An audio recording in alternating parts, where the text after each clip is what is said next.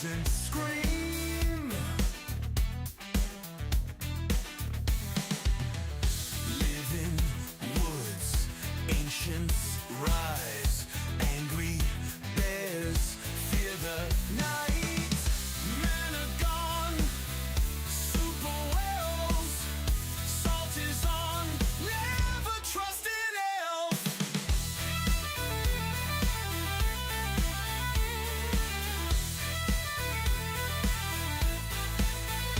Cold arrow, double staff. Grab your bow, nature's wrath. Pour out a drink for Saint Moon, phantom acolytes too. Remember, the elf cabal is always watching you. Lame burrows, triple orb, entangle a grunt, fight the horde. Men are gone, super whales. Salt is on, never trust an elf.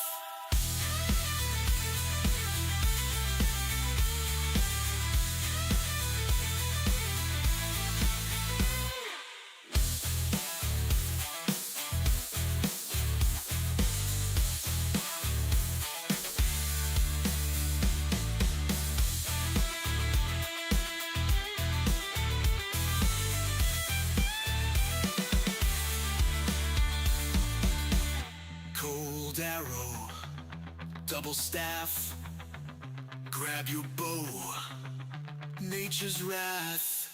Pour out a drink for Saint Moon, phantom acolytes too. Remember, the elf cabal is always watching you. Lame burrows, triple orb, entangle a grunt, fight the horde. Men are gone, super whales. Salt is on, never trust an elf.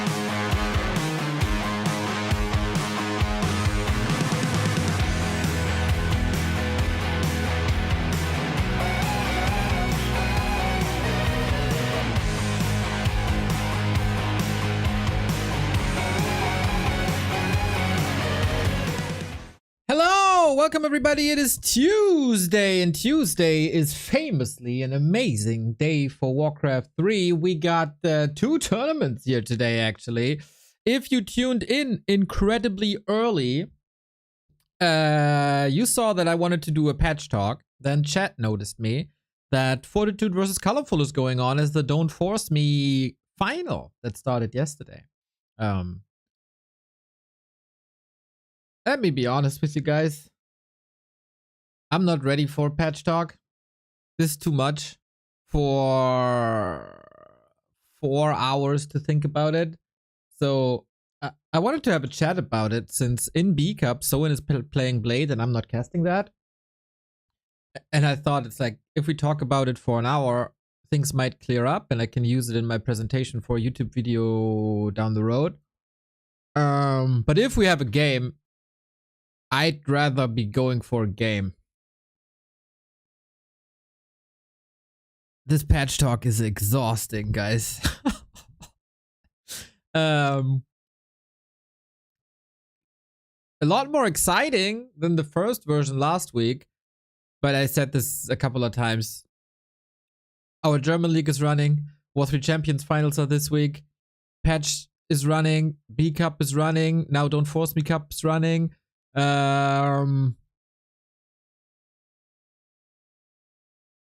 Is there more?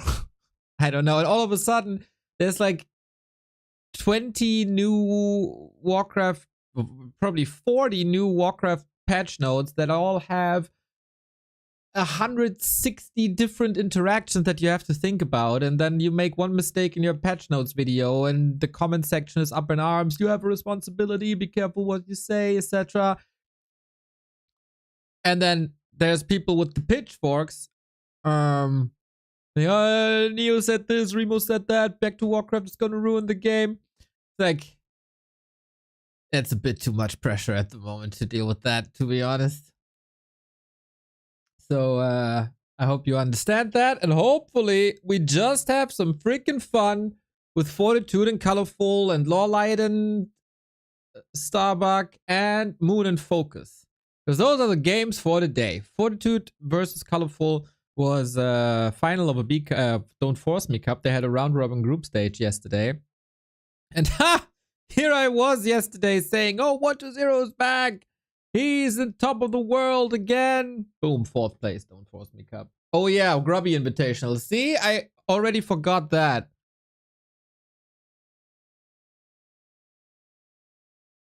So yeah, 120. Only getting a win over Colorful, but losing to Infi and Fortitude. I mean, there's no shame in that, really, right? 40 losing to Colorful is quite surprising if you see the names, but if you're a bit more familiar with Fortitude, then maybe not. This matchup versus Night Elf is not the strongest.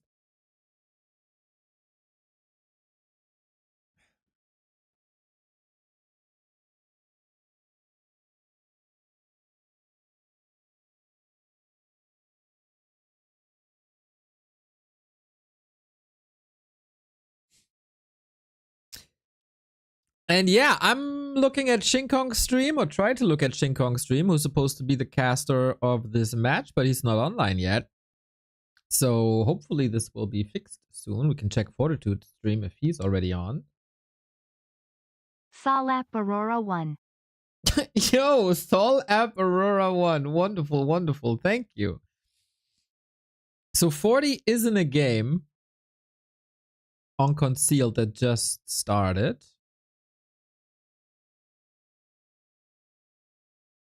But he's just building his base, so we don't know if this is the game yet. Usually the Shinkong tournaments are on War3 Champions for whatever reason.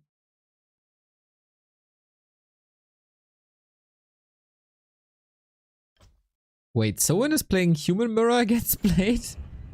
Ah! That's mad funny. He is. Ah! Oh, Starbuck triggered him out of playing Orc. Lol. That is funny. That is very funny. So yeah, guys, I have no idea what's up with the Don't Force Me Cup. And thank you, Random Bad Gamer.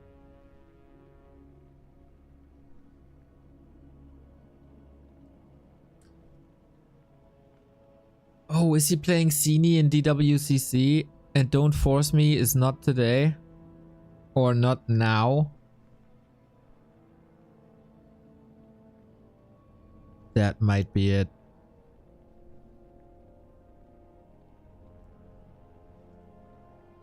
Yep, that's exactly what's happening. That's exactly what's happening.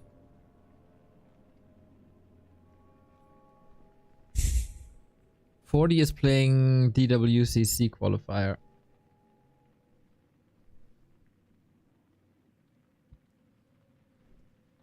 We certainly don't have a lack of games. 40 Cini Elegant Fly. It's only best of threes though. Cini was playing quite nicely in B Cup. Good to see him here. Alright, so to be honest, I don't really know what to do now. Too many options, too much content, as Soul 8man says. I think Soul 8man also not streaming this morning is a sign of how overwhelmed everyone is right now.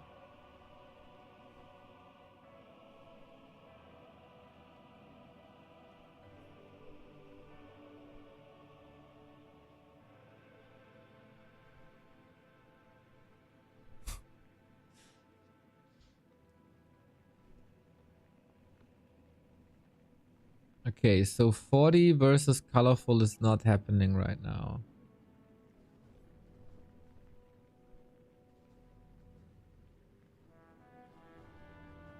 Whatever, I cast this game versus Cini.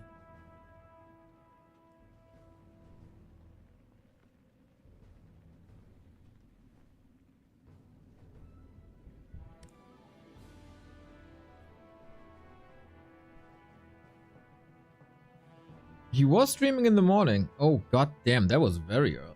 No way. He went to bed at like 3.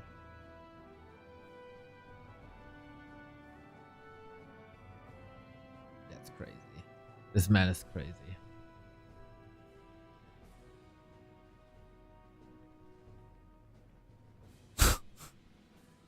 How is he doing that?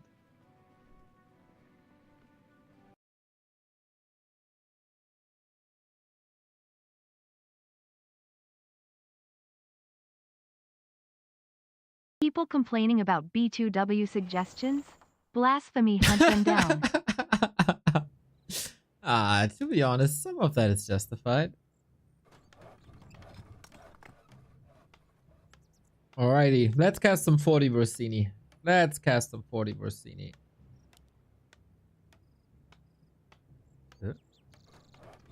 Oh, okay. Wait, I have to do some adjustments here. Because I was on War 3 Champions, that starts a Warcraft instance, and the API thinks, oh, that's gonna be the Warcraft I should be reading from, but then I start watching a Warcraft game on KK, and then the API is confused and just gives up. Understandably so. Haven't seen 40 in a while, so let's see what he's capable of. This looks a million times better. Boom. Okay. This workplace is a mess. There we go. Cini vs 40 in DWCC. That's the Dolphin Warcraft Championship Cup, one of the highest paying tournaments that we got in the past couple of years. And everybody wants to qualify for that. To be honest, for a Chinese player, it's rather easy to qualify for it, as they have 5 direct slots instead of 1 in CIS and Europe. Same as Korea had. So, certainly an advantage there. And then there's also wildcard qualifiers that they also got some slots. Wait, what? There's an anti-elf cup today?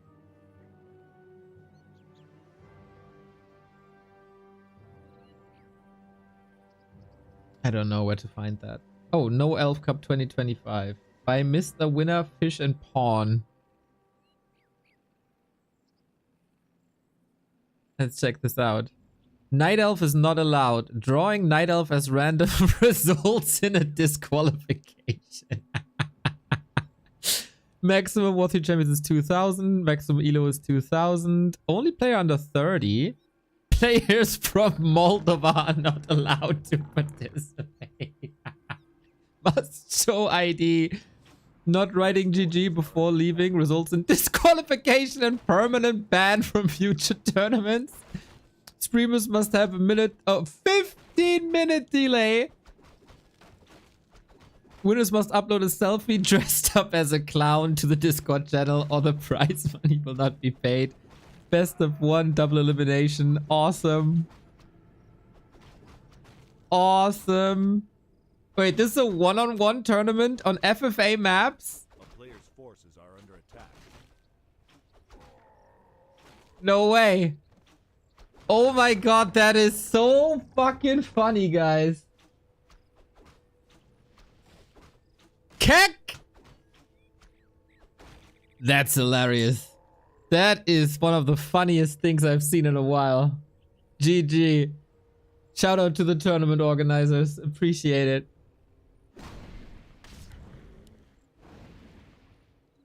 So, we missed the early game, but I don't think it should matter too much. I think the audio is too low. I lowered it for FFA yesterday. Since FFA always has the crazy fights and everything is mega uber loud.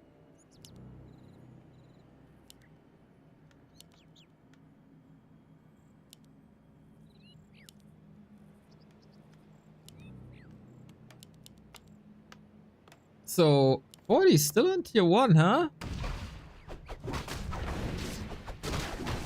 Conceal till it is. We will be switching to B Cup immediately once they start FoCuS versus Moon. Will not be missing that, of course. But DWCC China is quite a nice side hustle.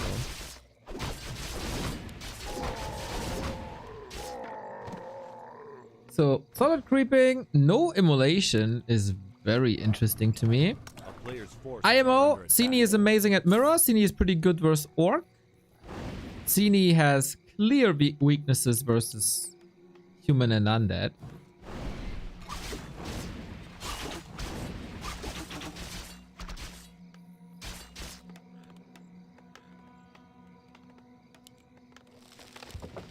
So we'll see about that. 40 has always been a very stable player with a mega good foundation on tier 1. And he is moving towards the expo now. When the Night of Tech is halfway done. That's interesting. Yeah, I feel like 40's playstyle is not working too well against Night Elf in comparison to, like, let's say, versus Undead. Because the Night Elf Tech's relatively fast and then has a lot of weapons to be used against an expansion. So we'll see if that still works. Colorful has been notoriously weak versus Night Elf in comparison to his other matchup. Made some adjustments. Especially when he was threatened by Life, for example. Got beaten in the Don't Force Me Cup, then like 2 days later destroyed him 5-0.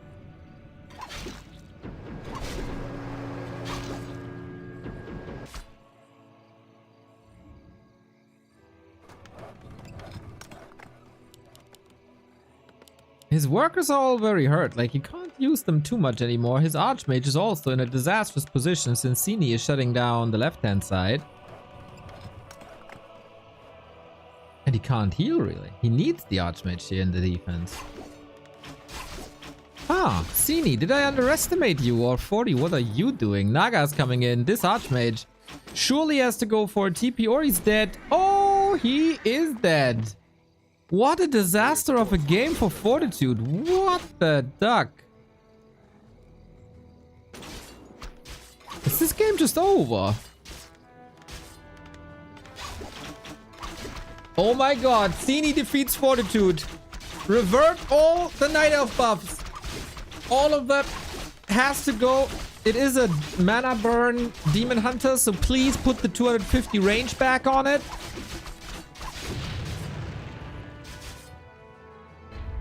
Boom. Cine 1-0. LOL! What was that? What the hell was that? 40, 40, 40. Well, he did lose to Colorful yesterday as well. It's quite funny. This is quite funny.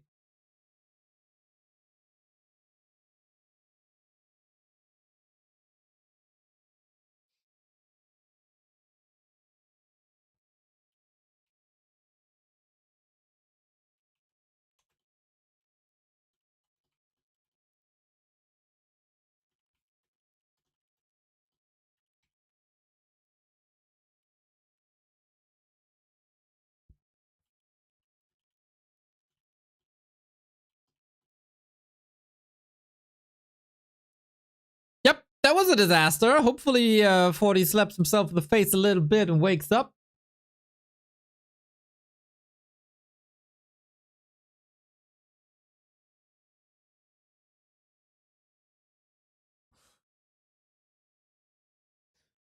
So let's see if he can turn this around. And of course, we monitor the results in the B Cup as well. BBC, where are you? There it is. I think rolling human versus Blade is quite a big mistake, but maybe I'm underestimating Soin's off race. But I don't think I am.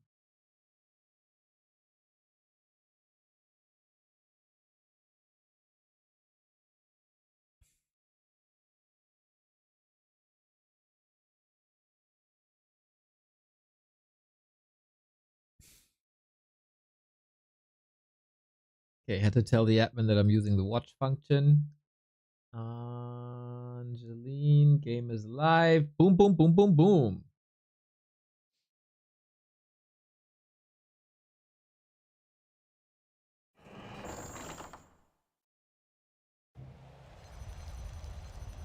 Regarding the new orb for human, I feel like half the people are saying the orb is OP and the other half are saying it's useless. Yes, I said yesterday that it's probably going to be very, very, very strong. That was before I learned that the effect is dispellable, which is not the case for any other orb and never has. So this couldn't have been expected by anyone. So I based my analysis on the fact that it's an undispellable effect. Like the Orb of Venom, like the Orb of Lightning to a degree, and especially like Orb of Corruption for Undead. But since it's dispellable, whatever. Like, I don't care. I see, and this is why we need time for such things. This was only like revealed when I went offline or by other sources with testing. So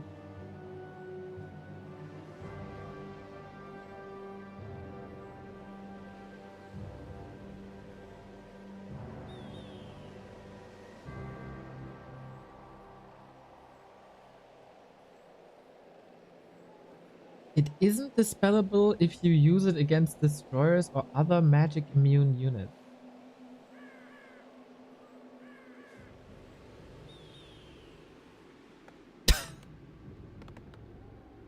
I can't.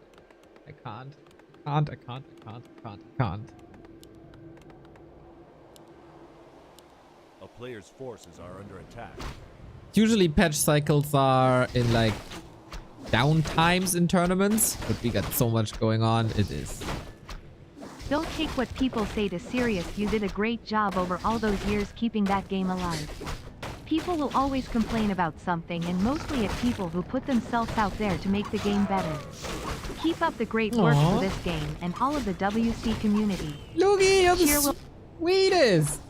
Cheer. Thank you for the 200. Yeah, I am. It might sound like I'm complaining, but I'm very, very happy that so much is going on. It's just a personal thing that it's a bit much at the moment.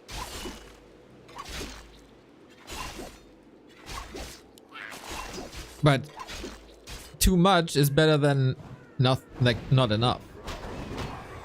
For sure, for sure, for sure, for sure, for sure.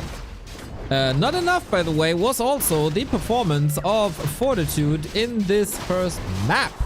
Now, he might have a better choice. We go into Northern Isles. Oh, didn't get the detonate on the water elemental. Instead, the creep steal it away.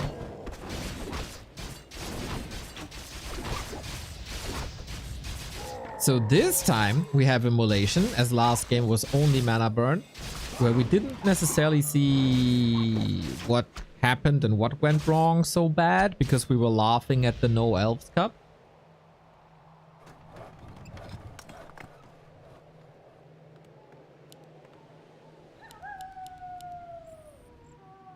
A player's forces are under attack. And Cini continues to terrorize this sweet expansion.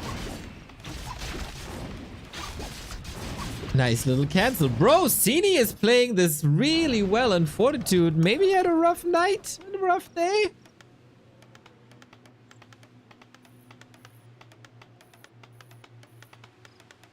This is your future, Fortitude. This is your future.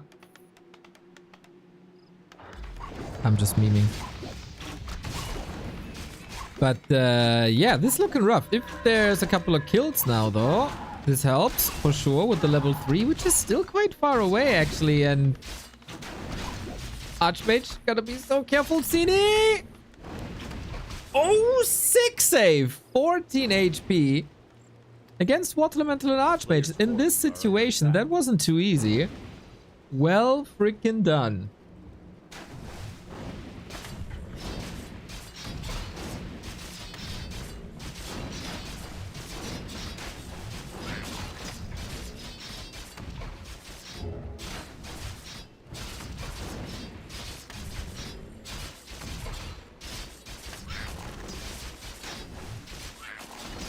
So how far is tier 2? Like 3/4? Moon juice is empty. Demon is full again though. And it's middle of nighttime. We will recover a lot. 40's Expo is late but up. So this is an improvement compared to game 1.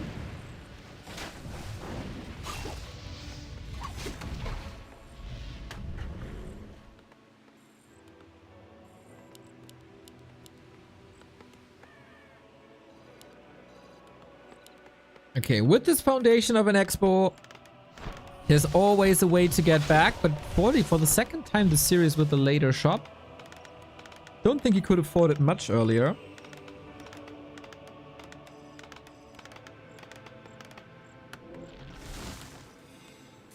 Okay, if these HP bars are back to green, this should be 40's moment. Bastini doubles down with the Naga again, forgets her at the moment.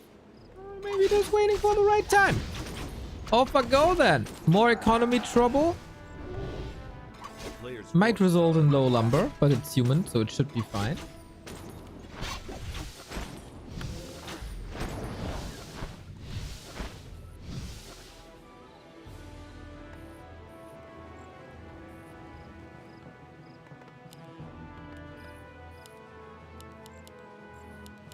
And tier 3 on the way. So instead of breaking Fortitude on tier 2 with his Naga push, with an even more defensive play than he already had before, Cini is going for Bear Bust, I guess. He should have great map control, but gotta be careful about level 2 Water Elementals as always. Good thing is he kept Fortitude contained for so long that there's no Wisp harassment possible, that the lores are up already, and the tech is running.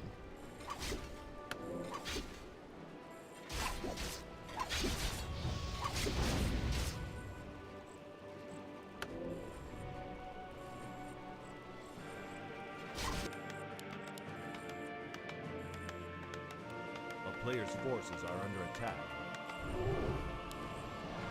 Still, if you don't do much against the human expansion, they will be overwhelming at a certain point in the game. And they will counter you with Blood Mage, with rifles, with 70 food. A town is under siege. The question is, what do you do about it? Strike as hard and fast as you can? Seems to be the way. But 40 is the king of distractions, especially when he's trying to cover for something.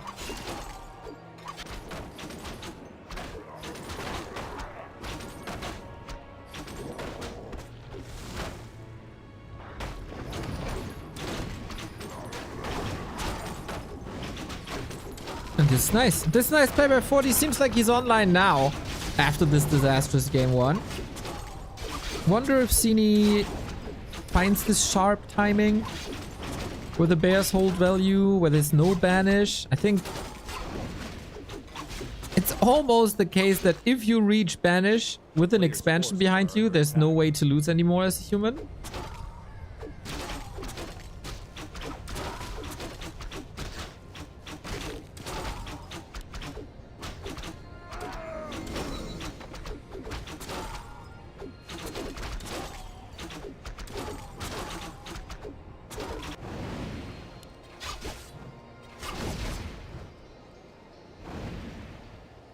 And we're getting there. Are we? Surely.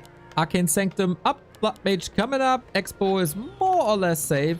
There's quite some surface area here for bears, but this can be continued to wall off. And then you don't want to engage into this position where the bears are all clumped up. I really like this building placement by Fortitude. Hella smart.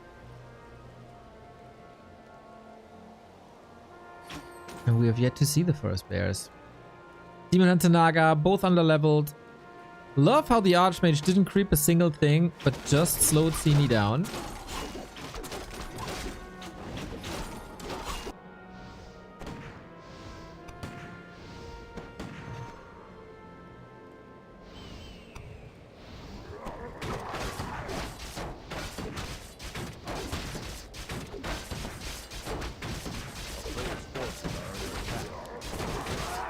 And now Blood Mage on the way to level 2. He's getting there real fast. And then you get Banish on the Demon. And then you get Banish on the Bear. And then what's left? Not much, I gotta say. Especially with the Demon Hunter being so low and not very well equipped, I guess.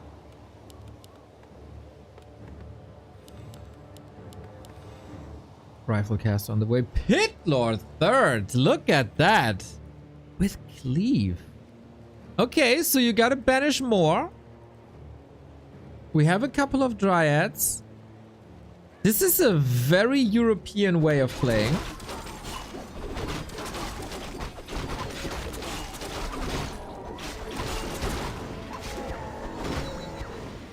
Is it good though? It's almost a Sonic way of playing.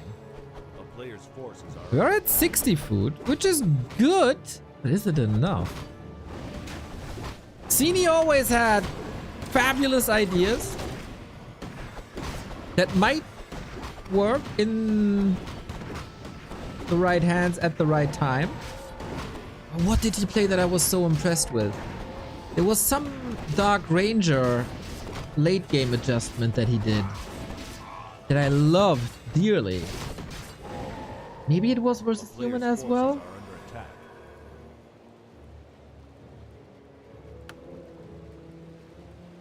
Yeah, Cini is very, very, very different from a Life, from a Kaho, and from a Colorful. For sure, for sure, for sure. But this is getting scary, man. Double heal scroll, big mana. As I said, man, players who have a Blood Mage should be banned from finding a big mana. Rain of Fire for the backline. This is nice. But yeah, the Blonde Devil has arrived. And the police has arrived there as well. Can you hold at home? During night, with the Moon World being somewhat available.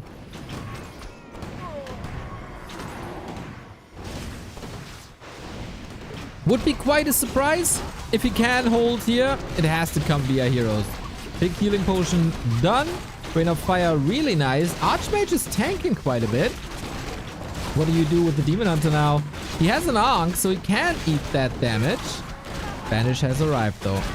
Now that there's no mana, there's also no Rain of Fire anymore. Cini is doing a fine job with what he has, but I think this Expo was up early enough, stable enough, and as long as the rifles are in range of the Dryads, there's not much you can do at this point.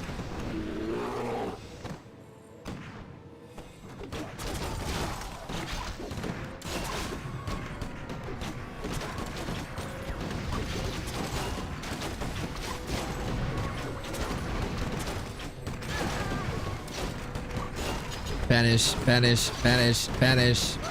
Always the banish. And Fortitude, after being slightly shaken up on map 1, finds the way to overwhelm. As so often, nice recovery on his losers map.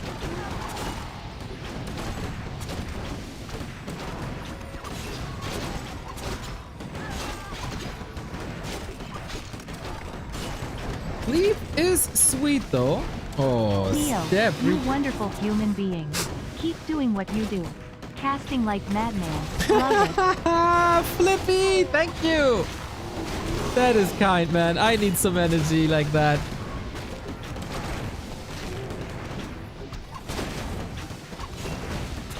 That's the Pit Lord dead. That is Cini dead. That is 40 alive after facing elimination after game 1. GG. He pretty much did what you're supposed to do.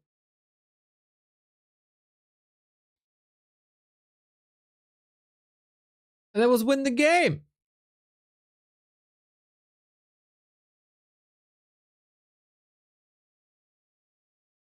Yeah, expansion up.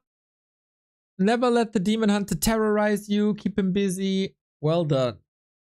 Neo, you are a wonderful human being, unlike Cithrin. That is correct. Yes. I love that you both are coming back to the scene at the same time. And are bitching against each other. That is very lovely. For now, I'm on your side, Kaiser. But of course, that can change at any given time, especially with future donations, as you all know.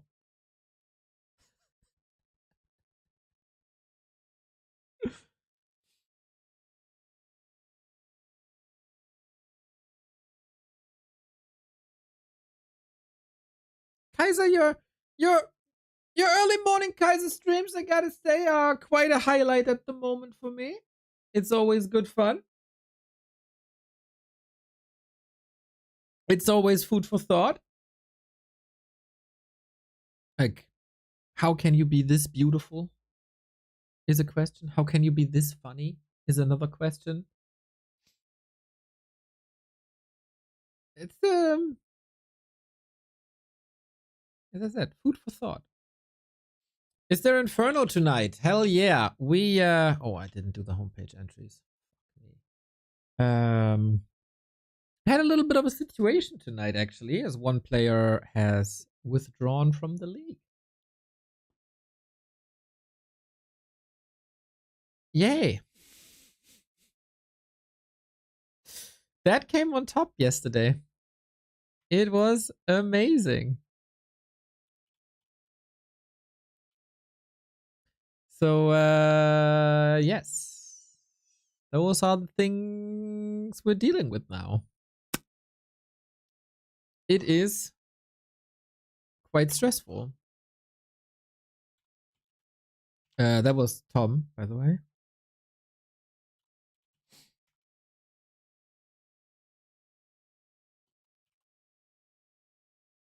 Ah, shit, did I not change that?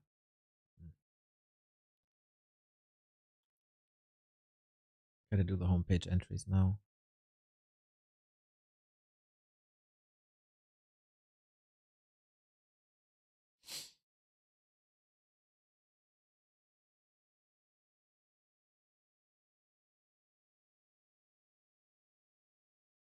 All right, Decider. Is it up already? Yes, sir. Boom, boom, boom, boom, boom. The difference of the frequency in games between DWCC and B Cup is remarkable.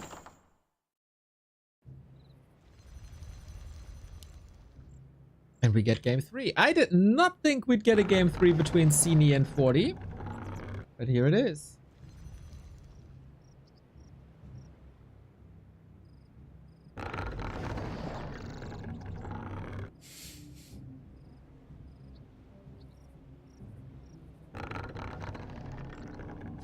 Let's see. Hammerfall it is. It has been kind of proven, I think, that Hammerfall is one of the best Night Elf maps there is. That's true versus human. That is true versus undead. So yeah, Night Elves seem to be feeling at home.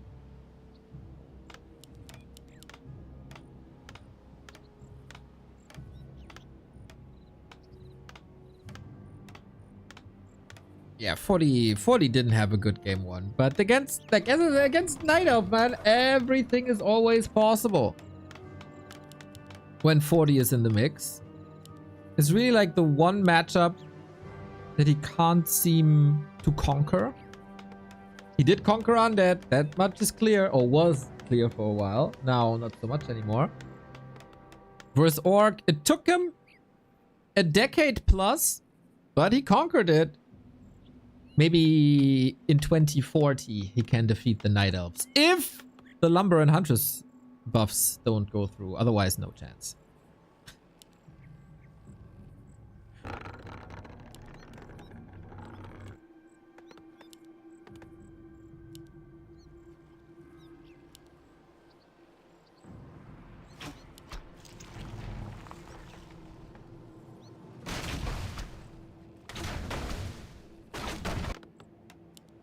So we're going Archmage. With 40, there's like minimal odds of seeing like a Mountain King. But not here. Not now.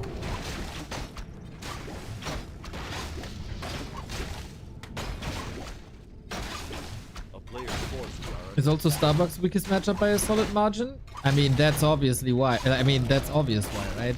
You can't play really Pella Rifle against it.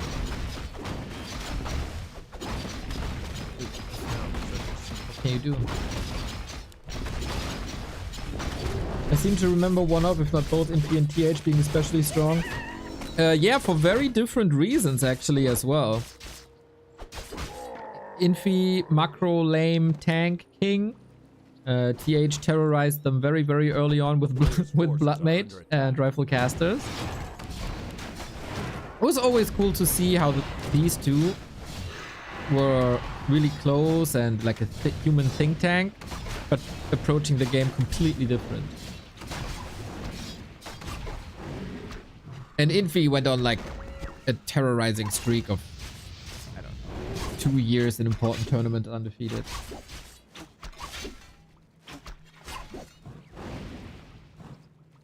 Players' forces are under attack. I think it's fair to say Fortitude hits his stride now when the pressure is on. Expo coming up. The Demon Hunter contested here with all the footmen. So not a single point of damage yet, right? This is pretty impressive. Up until now, we have a little bit of damage taken already. Cini has slippers and claws though. Oof. That's one hell of a Demon Hunter.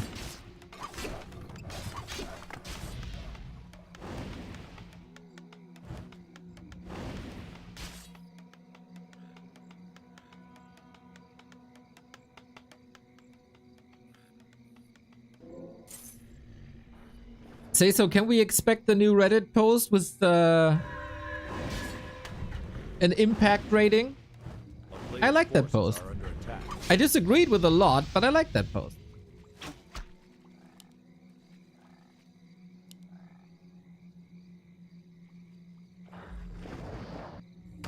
And I haven't talked to you in a while, but you know this when you like read something a person said and you hear it in his voice? I had that with your post as well. For some reason. That, of course, added to the quality of the post. A player's forces are under attack.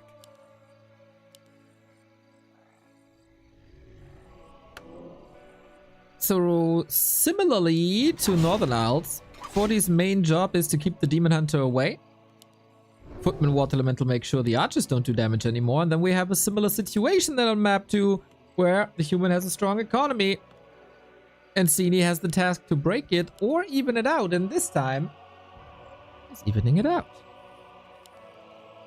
A player's forces are under attack. At least trying to. We'll see if they hit their timings. Strong creeping now with Naga Demon Shredder. Interesting. 40 sacrificing a lot of HP. Can easily be restored, of course.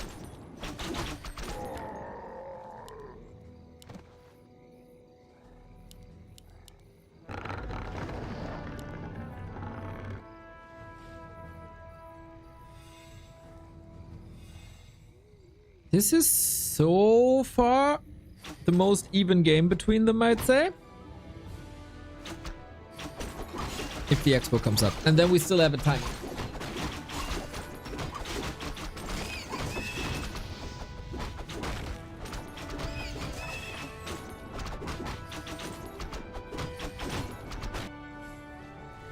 A player's forces are under attack.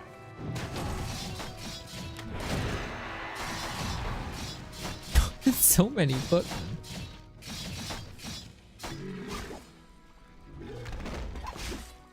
Kind of baits him into a surround. Do you want that against Immolation? I guess at this point, yeah, it's fine.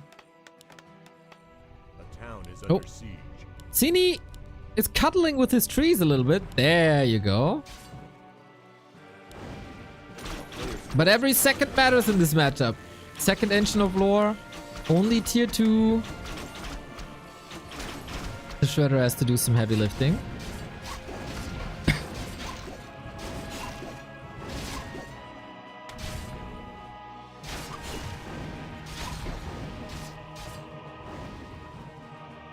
town is under siege.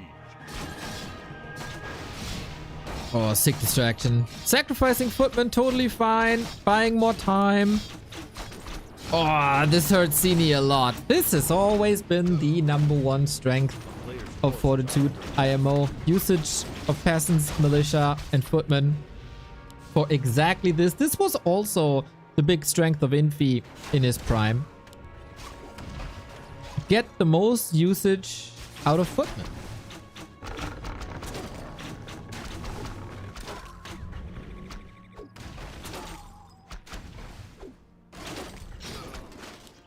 Yeah, 40's online. Like, whatever happened in game 1, whatever that was, is gone now. And Cini is in a world of trouble. A player's forces With only one base, with no real tech advantage for a while. He also seems to be clearly overwhelmed. When Deef and Footman have such an easy time of killing your archers, you know something's going wrong.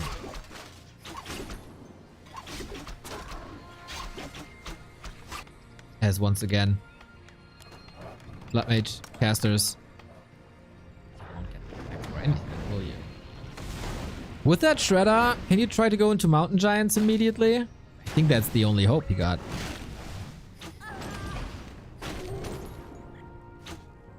A player's forces are under attack.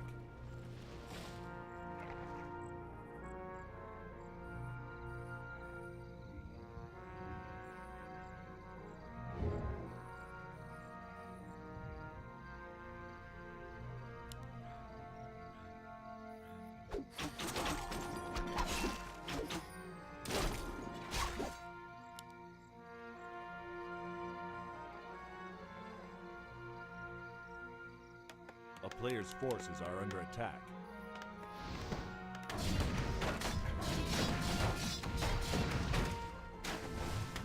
Does he see it the same way? Town is under siege. Probably not, huh? No real chance for a third hero soon. He's gathering a lot of resources. But yeah, 40 is playing circles around him with basically just an Archmage.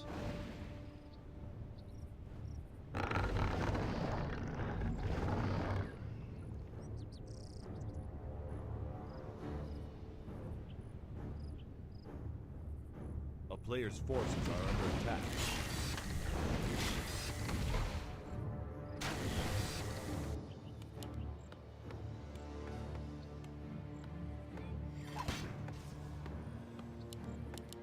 have triple production versus double production. Even though Cini could easily afford something else on top. Needs an orb, needs a staff, alright. A player's forces area is under siege.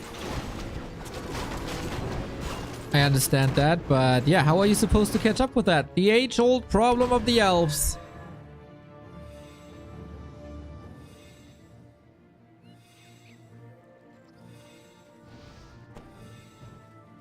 Just being overwhelmed at the, what is it, 12-minute mark? 13-minute mark?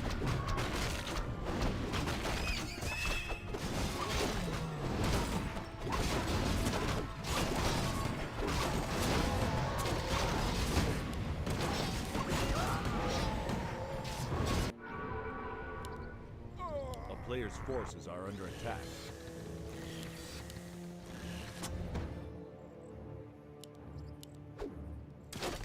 Forty is in a wonderful spot for the winner bracket final, where he's also considered the favorite against, what was it, Fly or Elegant. CD needs half a miracle here, that's for sure. Blood Mage level 2, Archmage level 4, 70 food, and go! Get that Pit Lord third again, but it's a very, very, very similar situation that we had on Northern Isles. Oh, actually pulling back for a shredder. Does a human need a shredder? Does he want help in the fight? Oh, he's expanding again.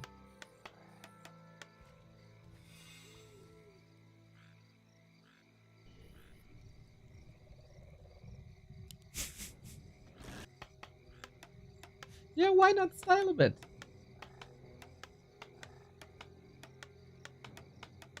A player's forces are under Seems attack. like map 2 of Blade and So On is also done. I assume it's a 2-0, but I don't know yet.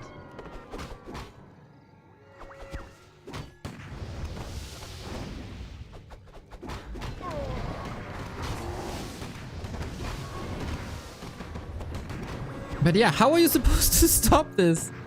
With Moonwells, okay. With Rain of Fire, maybe. Naga's actually on a good level, but she benefits the least from levels in this triumvirate of heroes.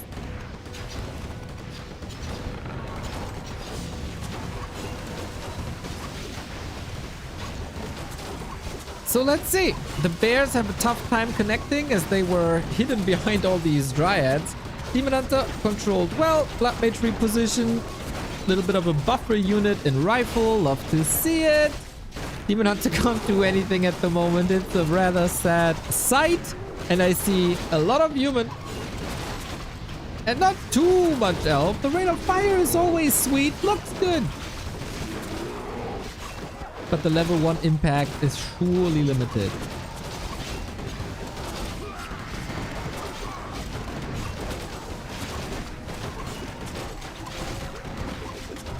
It is a lot of damage now. And actually, Cini is doing a lot of a better job. Or a bit of a better job, I guess. Compared to before. But 40 is saving so many units. And he still has enough to push through if... Oops, his hero is not getting blocked by his own footmen. Struggling from success of keeping them alive. And Cini indeed holds. He's 20 food down. And all that damage can be negated with the scroll. But hey, solid success. Issue is, it's 20 food ahead. It's 3 bases versus 2.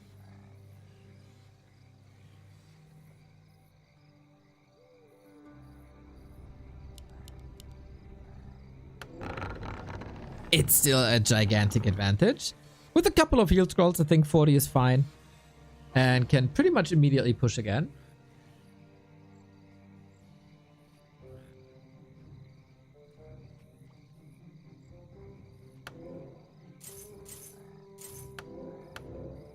Oh, Carson's Giga Break. Was it the Mega Break or was it the Giga Break? I'm not sure anymore. Selling lots of items, get combat items instead, like scrolls and invulns, and go. Is it the Giga Break? Do you guys remember?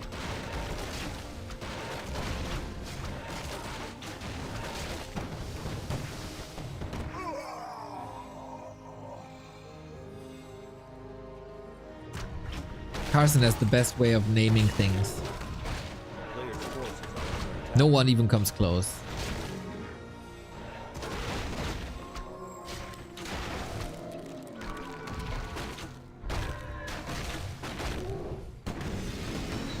Oh, we even have Blizzard now. Crazy damage. Get the Song of Ice and Fire with Rain of Fire and Blizzard, but sung in a dissonance. Sini is just waiting for the impending doom, isn't he? A player's forces are under attack.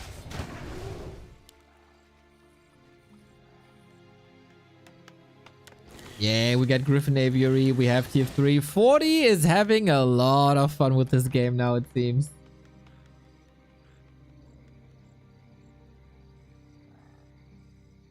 We don't have Master yet, but it's coming. This feels similar to what FoCuS is doing to Orcs. Like, went ahead, just go to tier 3, have lots of fun, showcase all the human spells, all the human interactions, and make your opponent look like a fool.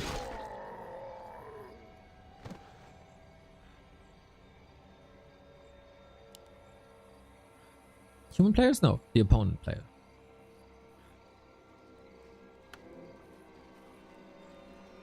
Oh wow, he's forcing Sini into a distracting push.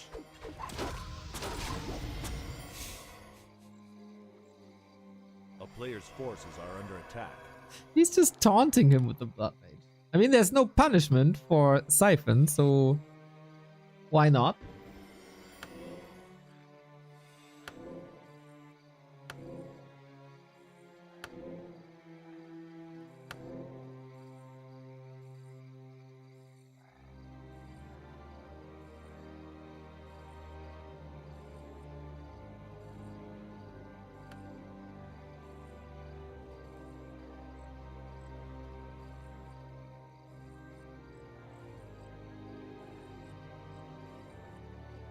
Is this the wait a minute territory yet?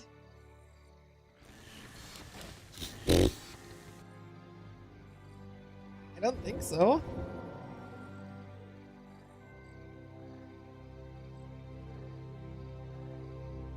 This would be a game where fairy dragons could shine.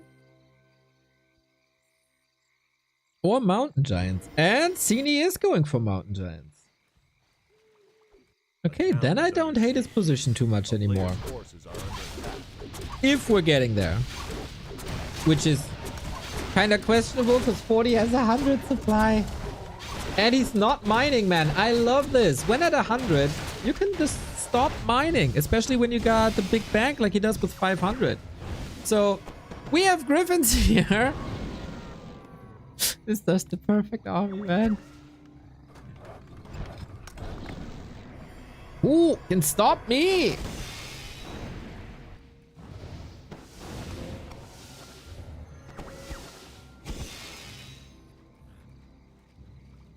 Unfortunately, the mountain giants don't have the technology yet to attack air units. Absolute oversight in the patch notes. They don't have their rocket launchers or their inline skates yet.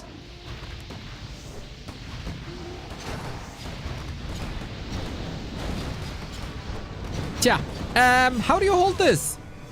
We got 175 supplies. Sini can build a bit, so he invested into mountain giants to then not build mountain giants. That's a bit of an issue.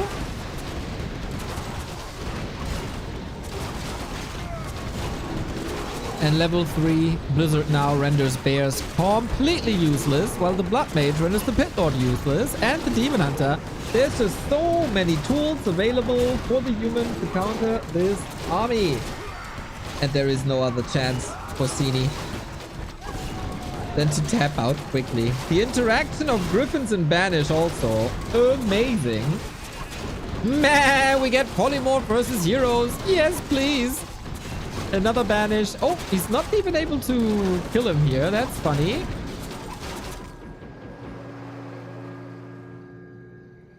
Stays in high upkeep though. He is mining again. Respect to Sini for holding against two pushes that thought would be his end.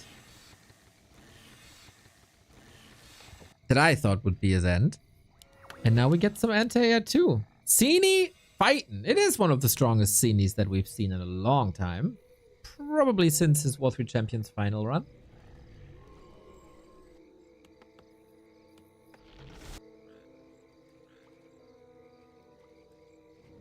And this Pit Lord is going to town. It is unfortunately pretty much hard countered by Griffins, as he can't reach them.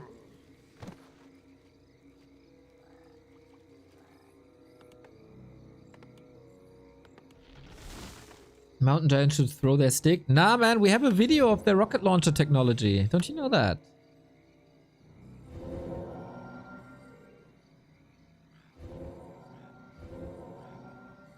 A modder gave them inline skates and rocket launchers. It's amazing.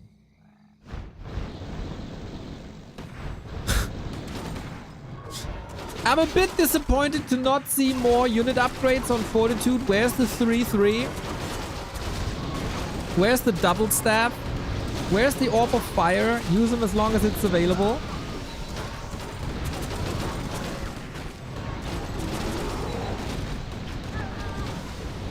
That is only Dryads and Hippos now. If they fly into this, they'll be attacked by all the rifles, who are giga strong with their inner fire upgrade.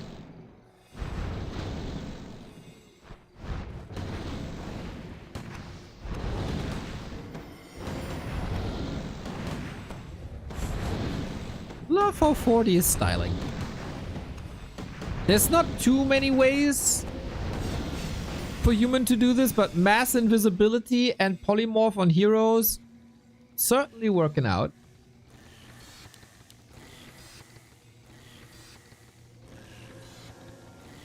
Yeah, the problem is not what's happening now. The problem is that Cini couldn't stop the expansion game 2 and 3. Where's tanks? Good answer. He's going Dragonhawks instead. A town is under siege. Probably not ideal. He's trying by flying straight into them. Yep, little oversight, but also Cini not punishing him for that. On the ground, Dryads can do a lot to casters, unlike vice versa. Oh, the heal scroll was so well timed, bro. And that's all the hippos gone. And there we get the polymorph again. We missed the big solution to Dryads, but you have a handful of rifles. That's totally fine still. And poor Cini is reduced to 50 food and counting. Stemming against the defeat, he's forcing the Archmage into another banish. Dude, he's alive again. Big orange bird, maybe? Yes, he has arrived with the first shot. He kills the demon. Pew, pew, pew, pew, pew. 40 styling on his opponent. Shaky a little bit in the beginning. Losing the first map, but then utter dominance that we expect from a Fortitude. That was well done. That was well done. He could have ended it without the third base. Just push harder, faster, better, stronger. Oh yeah, that was rough. And speaking of rough, in B Cup, it's looking very rough for Soin, who after being defeated yesterday by Starbuck, is switching to human against Blade, who is really good in Mirror. So, questionable choice.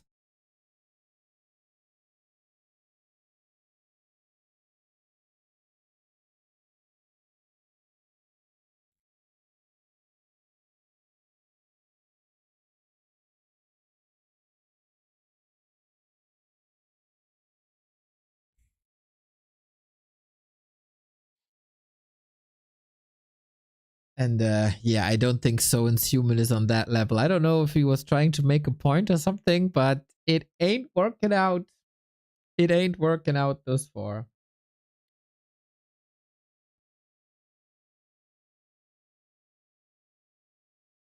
So 40 advances. I don't think we have much time anymore, to be honest, before we get Moon versus FoCuS. I'm super hyped for this game.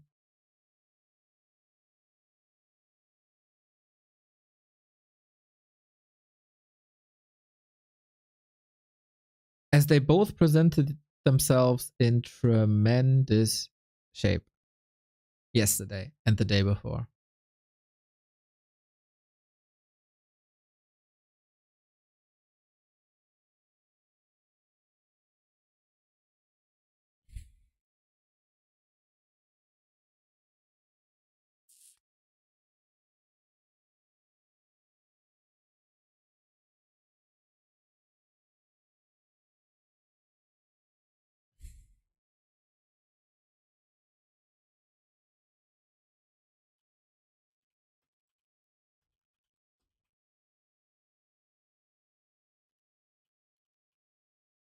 I miss the good old April 1st patches. Man, it is so sad. Old people here will remember. Today is April 1st. It was always a good time for good jokes. It was a blast. Back in, I would guess, early 2010. So like a decade ago. We had the best April Fool jokes, especially by Blizzard. They created a new class in World of Warcraft that you could play with a Guitar Hero guitar, as that was kind of fun back in the day. We had Google Maps that looked like the entire Mario world. We had new heroes in Warcraft 3 that were April Fool's jokes at first, but then introduced to the game. Like the Tinker, true. See, the old people remember. We don't have that anymore. I think too many companies tried to like capitalize on it, and then it got old and stale. And let's be honest, in today's world, we get April Fool's jokes every day. And no one can differentiate real from jokes anymore. And it just simply doesn't work. But I remember April Fool's jokes for like 4 years were the shit. There was really creative, really fun. But that's gone. Those days are gone. It's like, you know, the old people, well, remember when we had snow at Christmas, we were built snowman and took the sled and went. We'll tell our children. Back then we had funny April Fool's jokes. Post irony got too far. But yeah, pretty sure April Fool's jokes are somewhat dead, unfortunately. I tweeted about this yesterday, though, that I find it very, very, very, very funny that Blizzard pushes a PTR patch on Grubby's 1 day off so he can figure out on April 1st that Night Elf got massive buffs.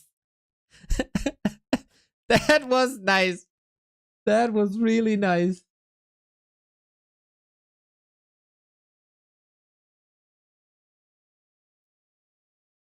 I think that is a good sense of humor.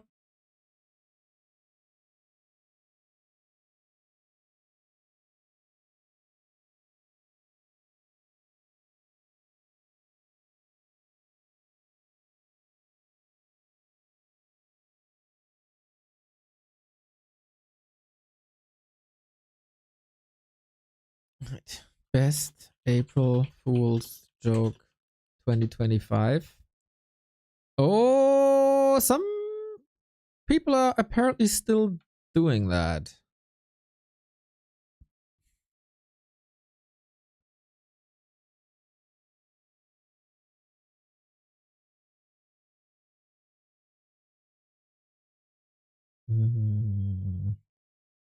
Okay.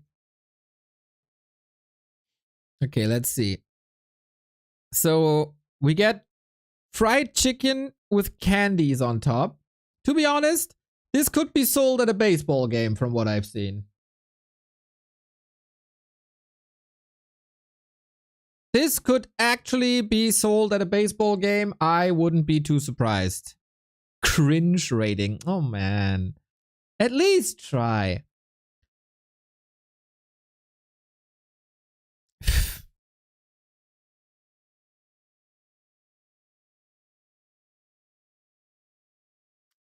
Hey, what the hell? This started as an April Fool's joke, but now it's real. You may have seen recently that NVIDIA's Project G Assist AI assistant for PC gamers just became available to everyone. Did you know it started as an April Fool's prank in 2018? That's crazy. Take your bed with you. Royal Albert Hall is hosting an orchestral performance of Nokia 3310's ringtone and alarm. That's quite funny, I think. Do they have a video? And then they clear it up immediately. Did they create a video or is it just a picture? Oh no, it's just the text. Man, I would have loved to hear it. That is funny. I like that. That's harmless. That's funny. That's cool.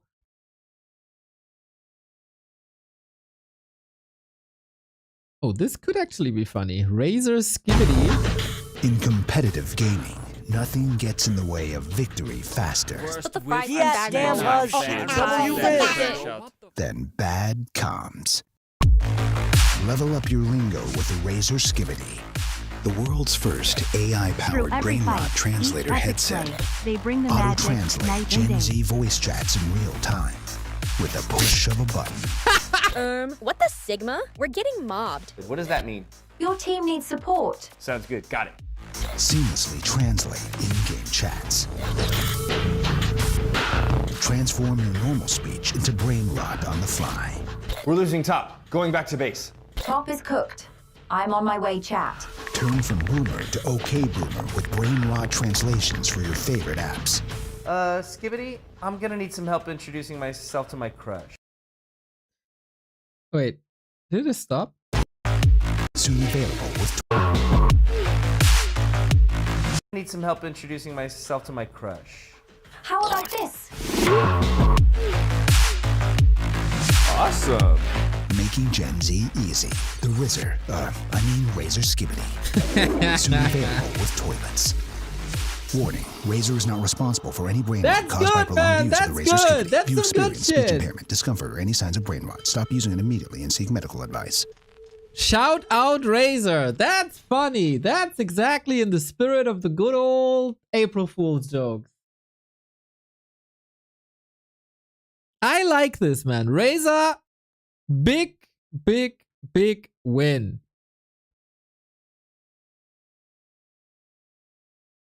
Mood matching lingerie. All right.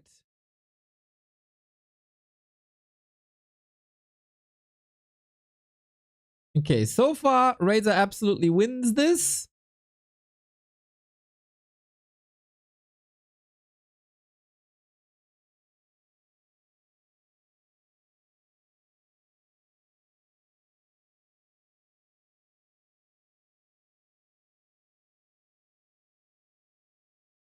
This all seems pretty... Okay, dude. Touch grass keyboard is kind of nice. It's not bad. This goes in the right direction, I think. This nice.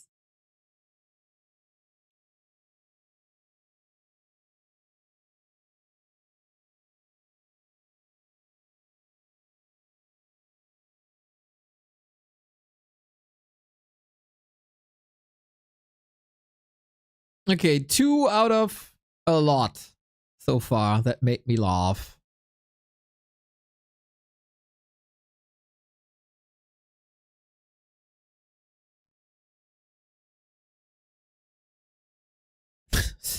Okay, Subway Shake's kind of fine in like the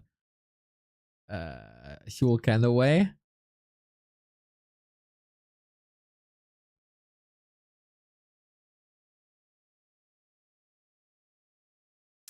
All right. It's cool that some people still try. I like the culture of April Fool's jokes. And it's better to try and to fail than not to try. IMO.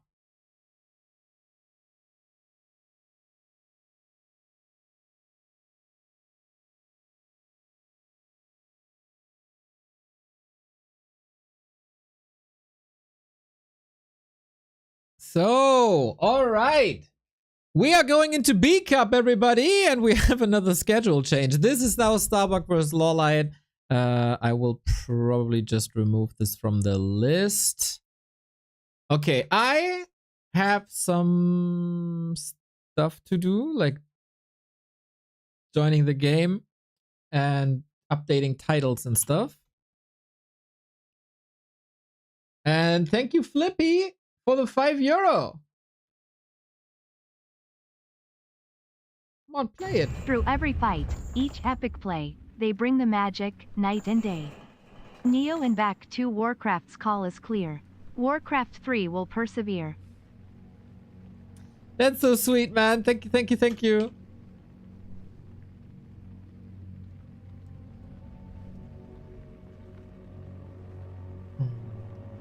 That can be gone, that can be gone. We need an update on the bracket. We need an update here.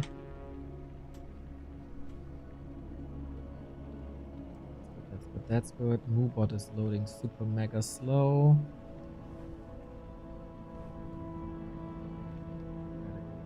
Okay. Yes. Almost there.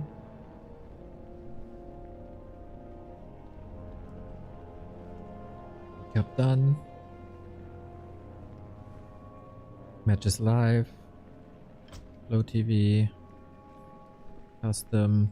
In 75 seconds, we're going into the game. Let's go. Woo, I'm so hyped for this. Oh, I love this. Thank you, Stufka.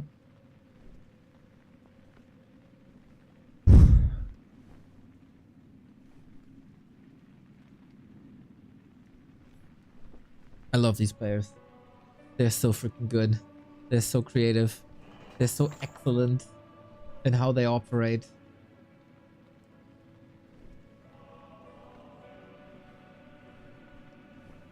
And we can just enjoy the game.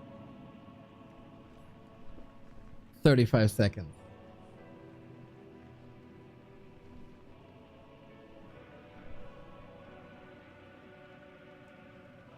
Oh, KK server, please just let me exit. I can't get out.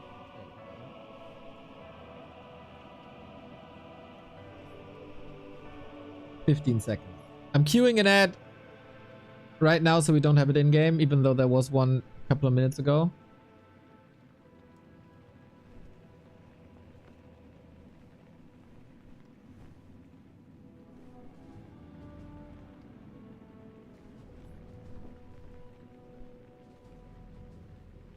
All right, let's do this. This is the B Cup winner bracket semi-final. Starbuck and Lawliet emerge victorious of their early rounds. Lawliet defeats Labyrinth 3-2 and Starbuck defeats Soen 3-1. These were fun matches, but this is the real deal. Two Phantom Aces players together after winning their group. Lawliet in a full-out Night Elf group without dropping a single map. Starbuck in a somewhat European CIS group with Foggy and Sheik. This is their hardest test to date, and this will determine who faces Happy in the winner bracket final. This slot was reserved for Starbuck last B Cup, and it could just be a rematch of the grand final as well, where Starbuck lost to Happy, but he defeated him earlier in the winner bracket. For Lawliet, it's a possible breakout performance after a long slump. The past couple of matches did go to Lawliet actually, which is a bit surprising given that Lawliet hasn't reached a final in a long time, and Starbuck Hype hands too. was quite dominant over the past couple of weeks and reaching his first international grand final. What counts is now though. The previous results all don't matter. Only what you bring to the table here today. Starbuck, winner of the DWCC Western qualifier, Lawliet in rare shape. Terrifying shape. The winner of M Cup, where only Tavern Heroes were allowed, now on the way to another winner bracket final. Both have eliminated Happy in tournaments recently, but can they do it again is another question. Two brilliant players, brilliant minds for the game, clashing now. Who prepared better? They had a little bit more than 1 day to prepare for this. And the question is Starbuck's matchup versus Night Elf good enough? And what will Lawliet bring to the table?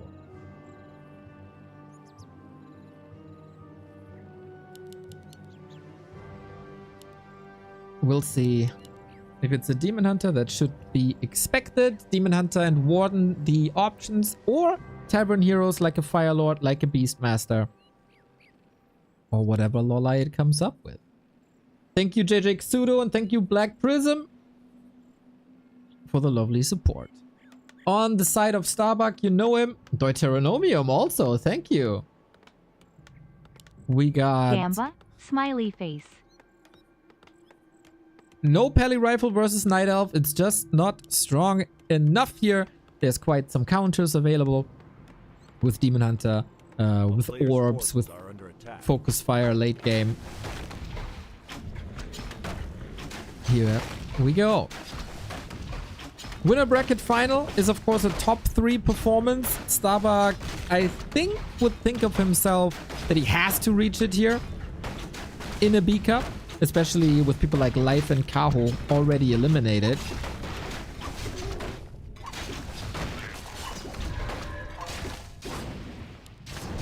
But versus Night Elf, it is not necessarily his best matchup, and he is the one having to find solutions.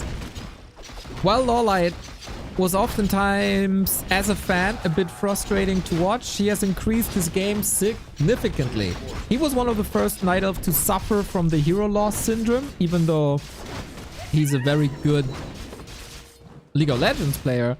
He lost his heroes when he tried to take some risks, and he was punished for it really, really, really hard. The same goes for creeping. Sometimes he tried to cut a corner and his hand slipped and all of a sudden there was a deny, but not the case thus far. We have actually a pretty passive play for a guaranteed level 2 with Immolation, lots of AoE damage to be secured with good items as well, at least in the damage department, not so much in the ring department. Archmage, Starbuck, lost the worker here actually. And it's going for a Town Hall. Expansion on the human side. Very, very, very strong. Love for all the Nelfs. Less than 3 go-go Lawliet. Thank you, Napster. A town is under siege. A fellow Lawliet fan, I see.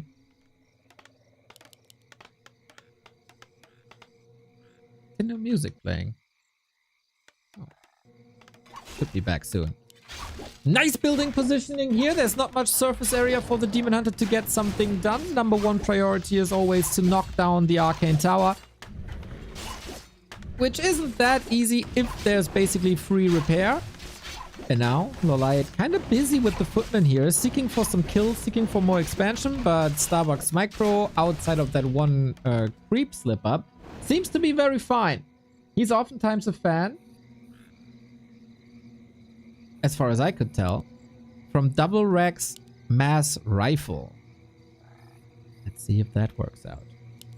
We got a counter attack tree, also done 2/3. And Starbuck has a good idea of what's happening. These guys know each other inside out, or should know each other inside out. During Starbuck's rise to the top, it was oftentimes Lawliet to shut him down, especially in something like W3CFinals. But since then, Starbuck has become a different player, different tier of a player. And tier is the German word for animal, and I think that fits perfectly. Footman scouts that tree position, which is not too uncommon, but not much surface area here, so maybe we just unfold 2-base, and then it's a lot about tech and timings. And how disruptive you can be on the way there. Both seem to be fine as long as their opponent's hero doesn't have level 3. I really like that Archer Retreat next to the Moonwells. Easy to heal them up. Demon Hunter got the boots. Demon Hunter got the circlet. Quite some investment here, but all fine. Is the human Expo stronger than your Expo? We've seen Cini earlier versus Fortitude. Playing a solid game, but solid against the style, against the world-class human isn't enough. And I think it is very, very fair to say that Starbuck is a world-class human. I mean, whoever argues otherwise is a bit delusional in my book. Or ignorant. Or really, really, really hates Palo Rifle. But it's undeniable that he is one of the best players in the world. Similar to Fortitude, weaknesses versus Night Elf, and Lawliet has been historically strong versus human, even though he loves to complain about them. So, interesting dynamic here, isn't it? Next up, I think this is too loud now, isn't it? So to fix the audio and I over-buffed it.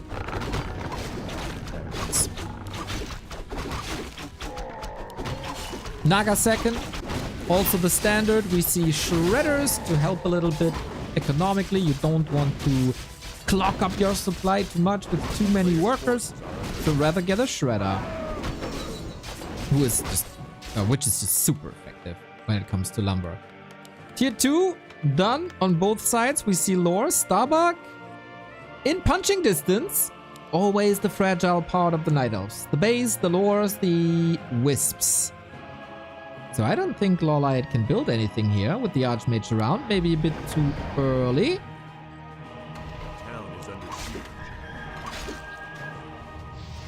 Night Elves have learned to build their lores in a proxy position, just like here. Starbuck didn't expect or scout this yet. With that, the lores are safe. Nice! Sometimes a solution to a problem can be so easy. Just build your stuff somewhere else.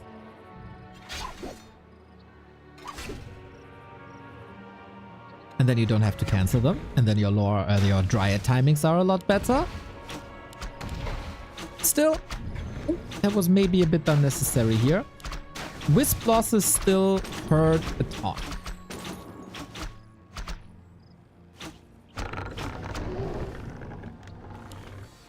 Now time for revenge. We get the Blood Mage out.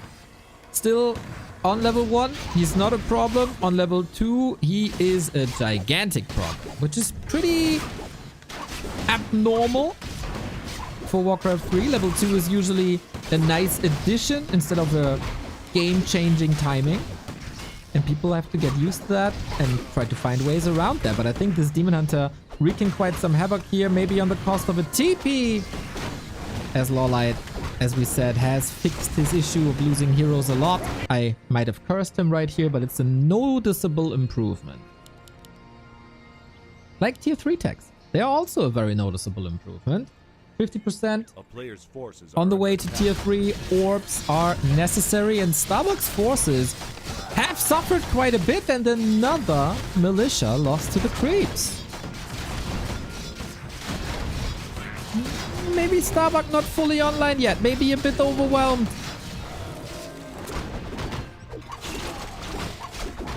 We see a very early Ancient of Wind.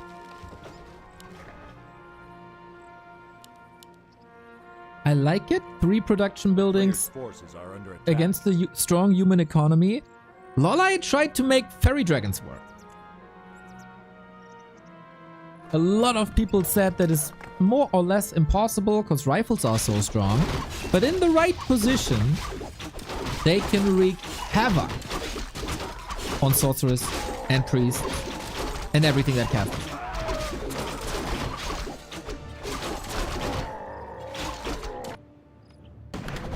The big strength for Starbuck is mass. 20 food lead already, double healed scroll, beast scroll. Lawliet was very conservative in spending. He doesn't have a bank despite this expo being up. He's cutting reinforcements, which I really like.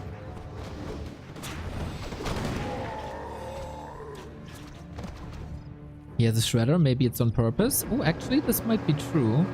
Town portal to the expo. Was that a tactical reposition? To go to the other shop to grab up more heal scrolls? He doesn't have the gold for it right now. But if he approaches Lawliet's base with 4 heal scrolls... How is that winnable? Oh, there's only 1 available. 3 heal scrolls? How is that winnable?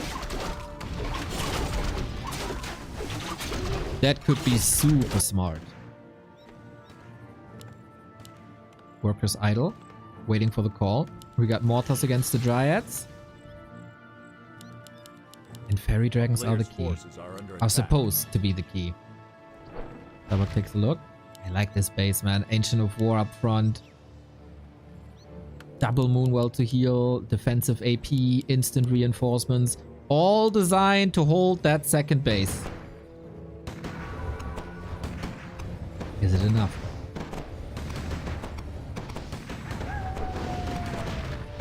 The buffer building Ancient of War. Rather useless at this point. But yeah, he went for the 3rd heal scroll. Sweet. Starbuck took a liking to these heal scrolls quite some time ago. We have a very tanky Demon Hunter, but he'll probably be banished across the entire fight. This doesn't look like 64 food, does it? 3 bears, 3 dryads, still a lot of archers. The 2 fairy dragons are in. And we leapfrog forward to get the shop control. A classic Hammerfall siege. To simply control the shop. I like it. Invisibility coming in. This is of course a target for the Night Elf. You don't want towers against you at any cost. Fairy dragons move forward. Oh, he realizes these rifles are maybe a bit exposed, but man, they gun them down so quickly and can reach now. But one fairy dragon is only hitting a priest for healing. You really want to heal them when they dispel all the Sorks who cast slow. So the position of Starbuck is pretty phenomenal, I gotta say. Demon Hunter in a bit of trouble, but he has an Ankh and he has a potion. So it doesn't really matter too much if he dies here. Towers are coming up though, and Starbuck with quite a big win. Only 1 staff, only 1 orb. He's actually attacking the forest here.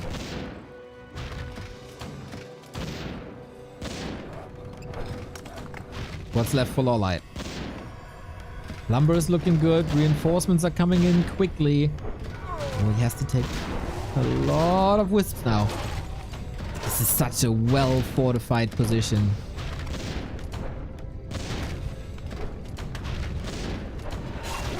Angle of attack and army positioning is really impressive. Now we see the impact of fairy dragons a little bit better, especially on the sorcerers. Oh, how they melt. But on the other side, we have a cannon tower. Didn't even see that. Rare to have that at this stage of the game. Only attacking archers for now. The arcane! Sick nuke on the blood mage, but there was an invul potion ready. Fairy dragons should be nuked in a second. The rifles are incredibly strong. Level 4 on the blood mage, not much of a help to be honest. But nice stats, I guess.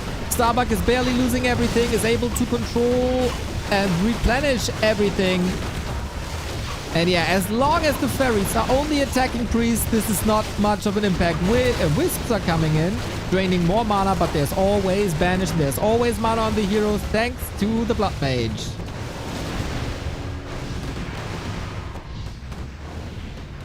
Trouble City for Lawliet now. Hammerfall, a very good Night Elf map recently, might turn into Starbuck's favor.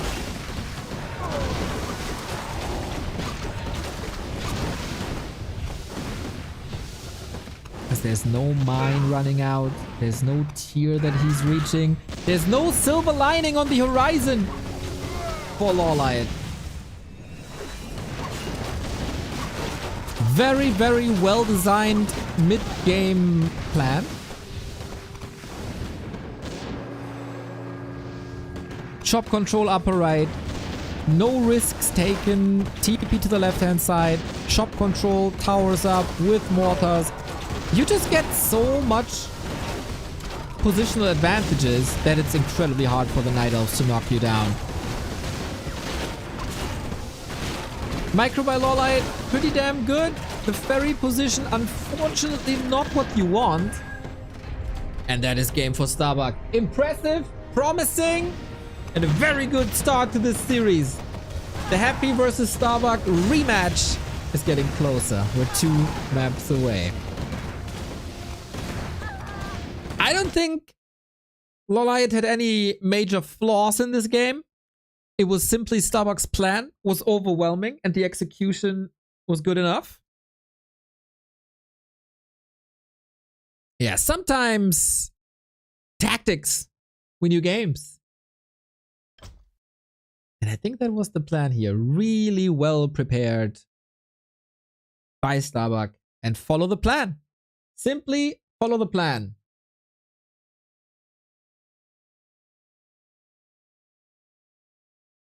Ferries did not much. Yes, that is because the ferries, I mean, I guess as I said, they deal damage based on the mana spent. So if you spend 100 mana on a spell, they do a lot of damage. If you spend 5 mana on a spell, they do very little damage. So ideally, you want them in position against summon water elementals, dispels, slow casts, invis casts. Then that's a lot of burst damage. If you only hit them when priests are healing, that doesn't do too much.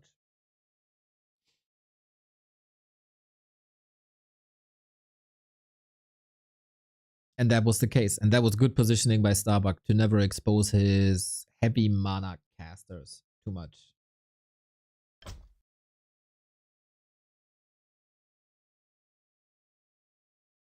Of course, no perfect play by Starbuck with like 2 peasants lost to creeps, but that's not important. That's not too important in this regard. The 3rd heal scroll also did a lot. If it's 2 heal scrolls, different situation. It is very rare in Warcraft to see a tactical reposition. Like the town portal is a failsafe usually. You fight, and when you're in trouble, you get out. But here, it was to reposition, to first control the upper right, then control the bottom left. That's hella smart. That's hella smart.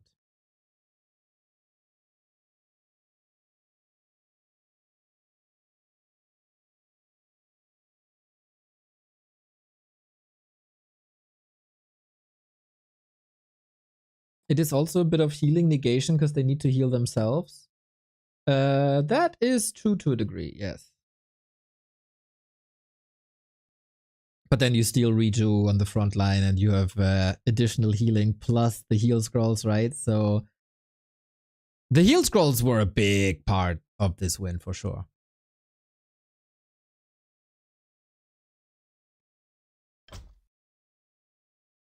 I'm struggling to see the next game started yet.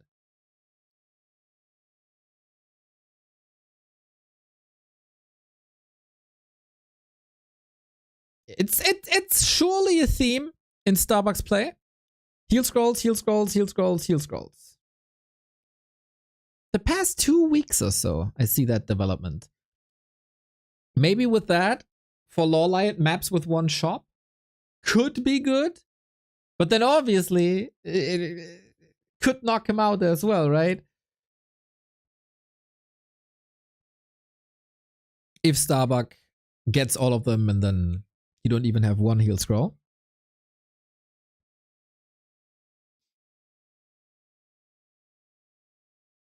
Game has started 30 seconds ago. Don't let me down. No, nobody lets me down. In 2 minutes and 30 seconds, we'll be able to watch game 2. Heal scrolls have always been good. That is correct. But it is somewhat rare to see a player put so much emphasis on getting them. Like, he basically sacrificed his town portal to get a heal scroll, right?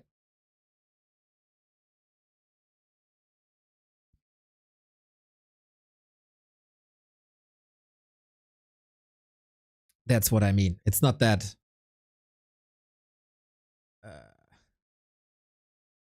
the scene is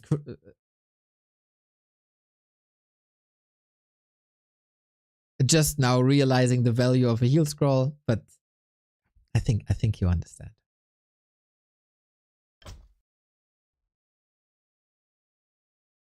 Time for Lawliet to bring it back on the greatest map of them all.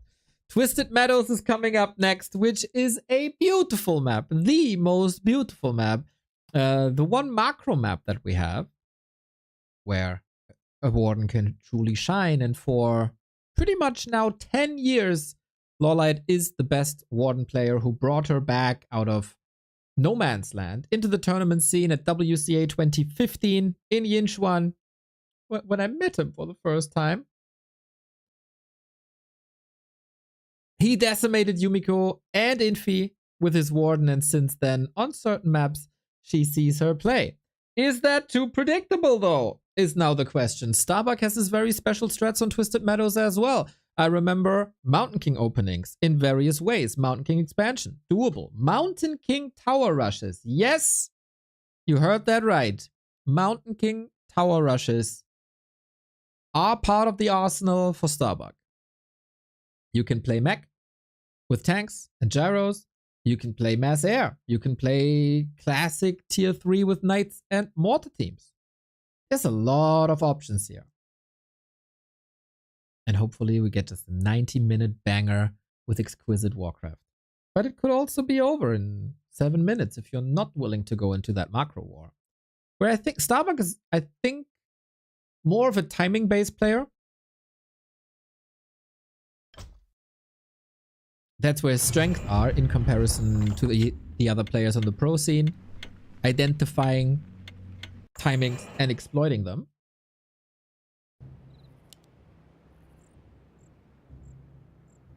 But now that's a lot of theory talk. So much can happen here on Twisted.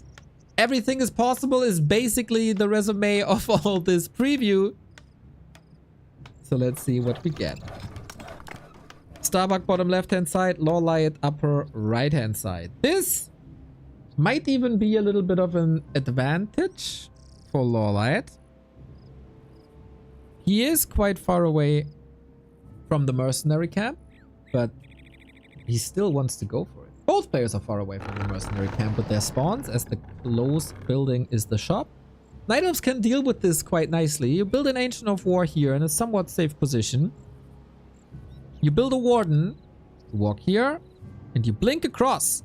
You get level 2 here anyway, so you're not sacrificing much, and you save like 20 to 25 seconds.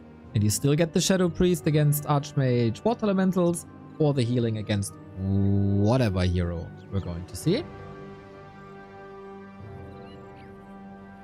And it is the Warden. Guinea Dal, are you the community member from Poland?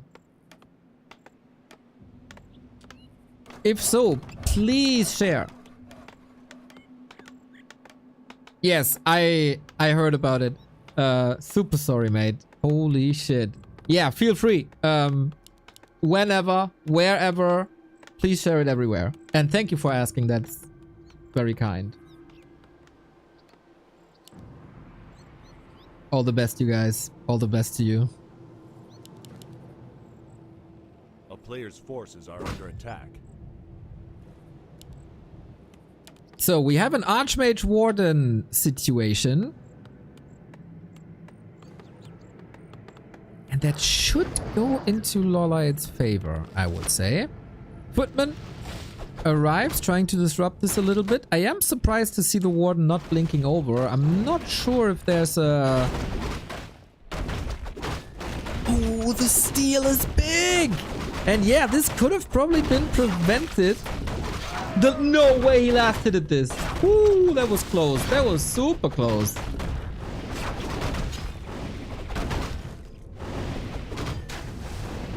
Ancient of War in trouble. We get the Shadow Strike early. Lawliet expected this early harass probably, and because of that, because he can't guarantee level 2, he went for the safer Shadow Strike option. But now that the Shadow Priest was stolen, probably a bit confusing, Shadow Priest, Shadow Strike, etc.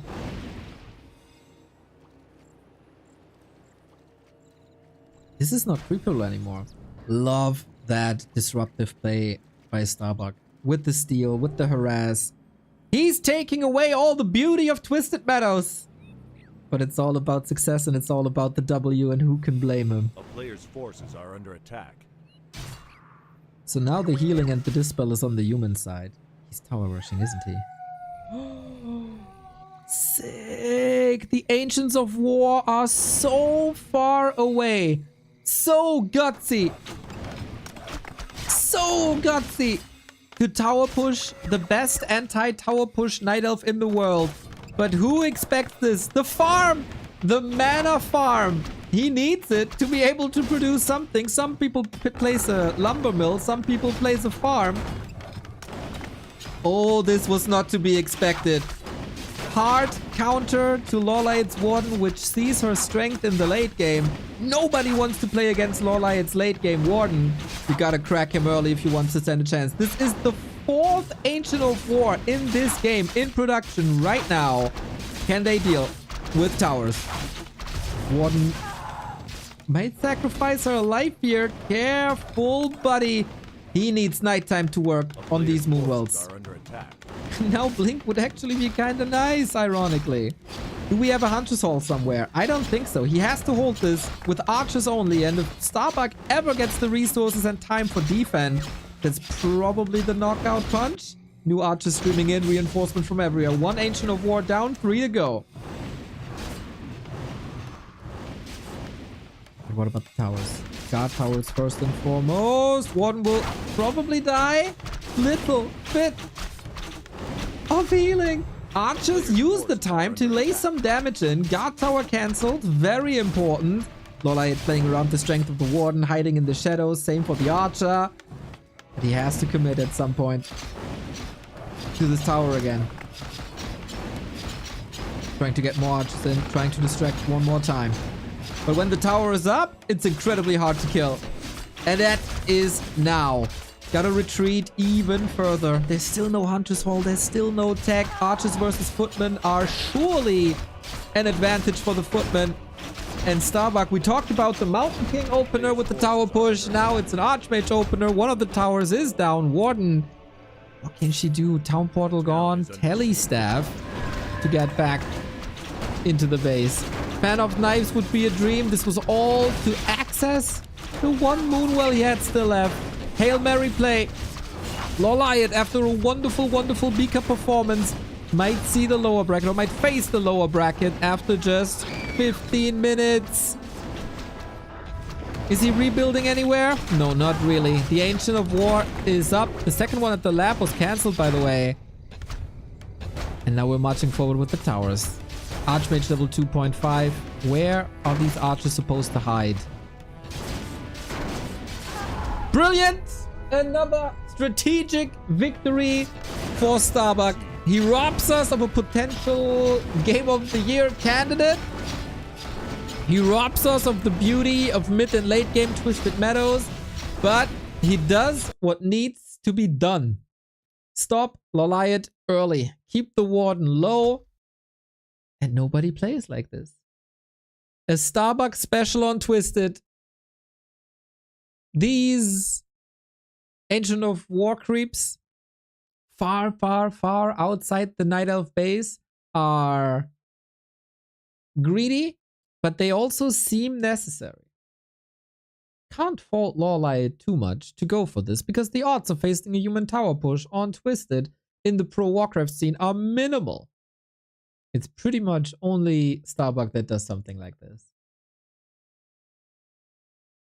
And this is one of the highest paying Warcraft tournaments that we have online. And it's a close match. And you gotta dash out the special tactic. This series is not what we were hoping to get.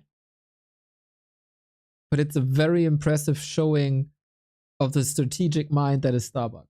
Sometimes you don't win games via micro. Sometimes it's all in here, as Fortitude said. And Lawliet's game plans don't work out, and Starbuck's game plans work out almost to perfection.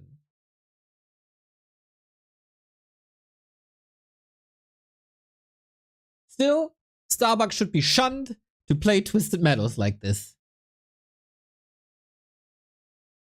It is a robbery. Chat, you're right.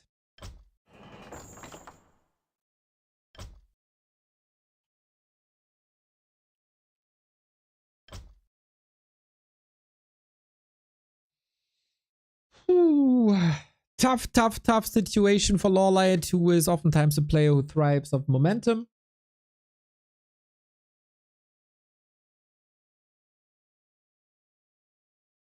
This is like double negative momentum now.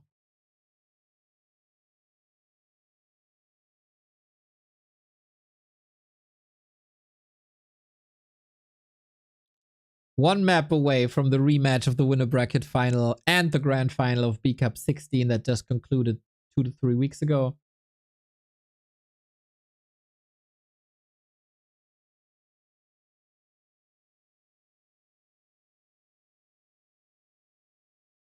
Wonder what's left in Lawliet. The lower bracket isn't easy here in B Cup at all. You'll be facing Moon or FoCuS. In a mirror match, everything can happen. FoCuS is also quite a beast at the moment. This round of 6 in general, pretty damn stacked. Sock getting 2 matches of a 2 maps of a Happy yesterday. 1-0, Shape Rising. And Moon and FoCuS are in their best shape in a long time, I would say. Huh?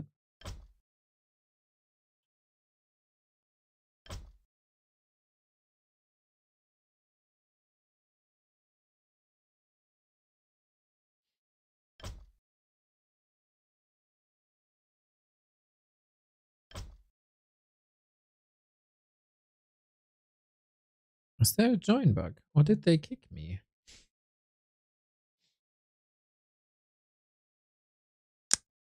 Okay. Might have kicked me. Game has started. Concealed Hill. 3 minutes and we're ready.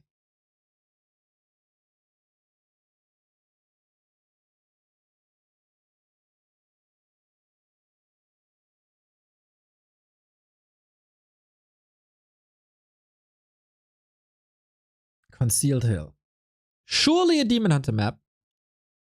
One of the strongest Demon Hunter maps. A weak expansion map as it is so hard to creep there. And the number one reason to pick this, heal fountains. Heal fountains for mountain giants negate a lot of strength that human has. Kao showed it versus Sock, how strong this can be. Can that be recreated though, is the question.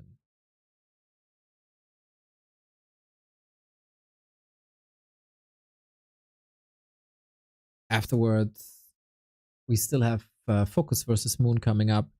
2 amazing players that have quite a long rivalry going on. But that is, of course, for later. 90 seconds until we join the game. What's left in the tank? If Lawliet wants to play a bit off meta, Keeper would surely be possible.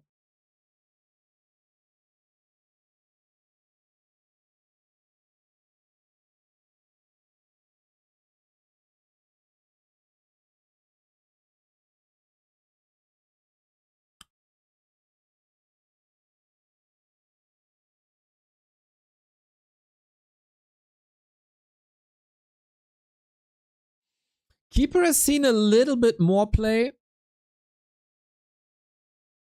It's just weak in the late game, but if you pair it with Mountain Giants and Triple Orb, which is one of Lawliet's signature strategies, I'd say it's somewhat possible to play that.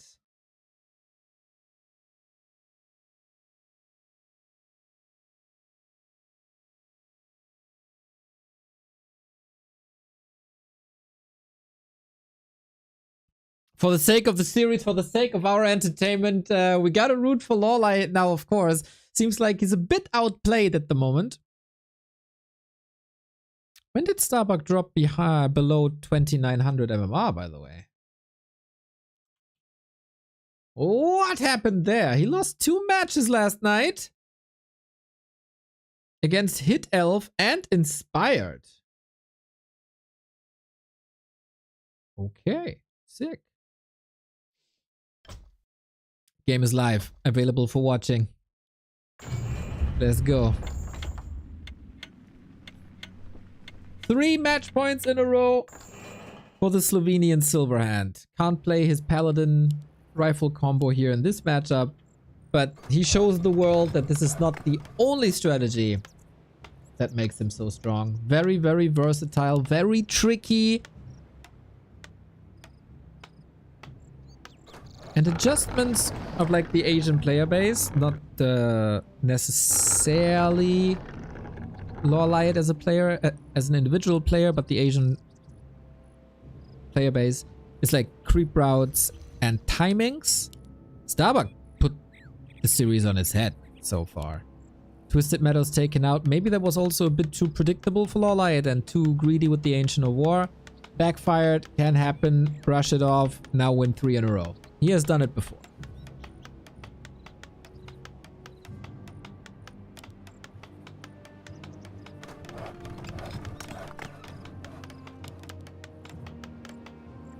For Lawliet, Demon Hunter or Keeper? I'd almost think Keeper. Okay, Demon Hunter it is. Immolation creeping, superb.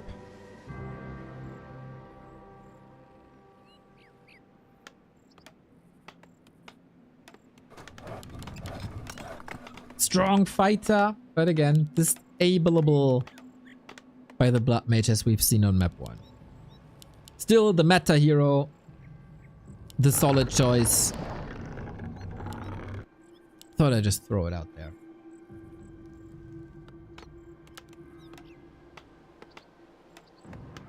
Starbuck could eliminate both of his teammates, Lawliet and Soin, with 3 and 3.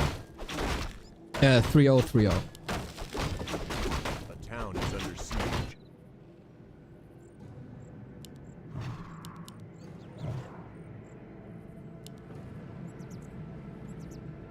I wouldn't like to be on Starbuck's team. Ay, ay, ay. Not a nice teammate he is. Players' forces are under attack.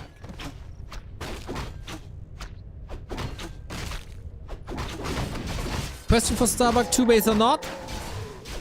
As we said, poison, purge, strong creeps on the left-hand side. Lawliet with the ring for the first time. Maybe that's the element that was missing in the early game so far. More armor on the Demon Hunter. What the? Go back, brother. That Ogre Magi, slightly confused. A player's forces are under attack.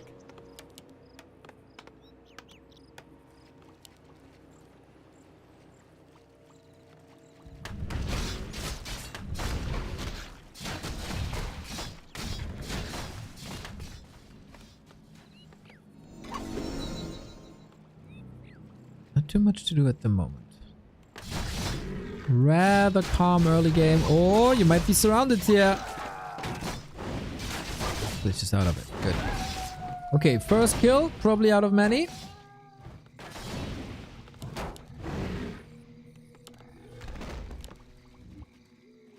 Starbuck is going for the 2-base. No Tavern Heroes. No Keeper. Is that all too predictable? Starbuck's game plans seem rock solid so far today. Super well prepared. Well executed too. Oh, unfortunately, the Water Elemental is not going to Lawliet. High pressure on the Korean now to get something done here. Archer's in position, but the Demon Hunter is hurt. Level 2 evasion helps a ton. And Archer's laying in the damage, trying to reduce the footmen before they get too strong with defend. Better kill them. But as we've seen yesterday, you gotta convert damage into kills, otherwise this is all useless, especially on maps that have a health bound.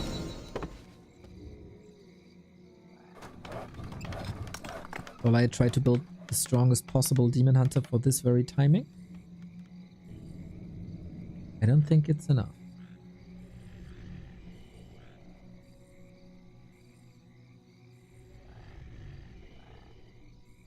Almost fully healed. Tech is running. Wisps everywhere. This keeps them safe and brings them a lot of lumber. But it also makes it so that water elemental attacks are great. But he has some backup. These 2 wisps in the main might then be used against the harassing water elemental. Starbuck splits are good. Never give too much room to the Demon Hunter with Immolation. 1 or 2 workers, totally fine. Might get trapped here. Very narrow situation.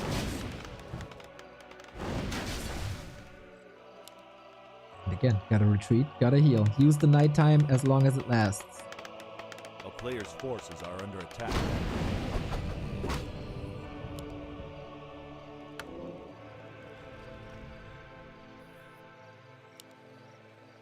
Too done. Follow up Naga. He's not really close to a tavern, is he? So far, it's the Demon Hunter show. But he's only 2.2. Town portal, boots, staff. Yep. Plays it safe. Moves away. 1 more bath, maybe, and 1 more round of attack. What I like is the aggression. Starbuck never had the chance to move out onto the map. Lawliet will contest him here again with the Naga. Both heroes solid to very good orb carries, as I still expect Mountain Giants to dominate the late game, or at least that is supposed to be the goal. And Starbuck is getting distracted here. More time at home. This should be safe lures.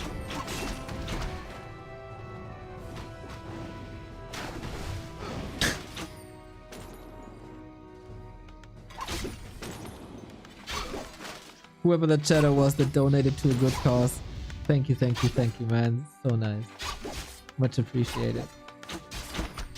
Lawliet's staff is not on cooldown. He keeps the door open here with his own unit so he can't be blocked.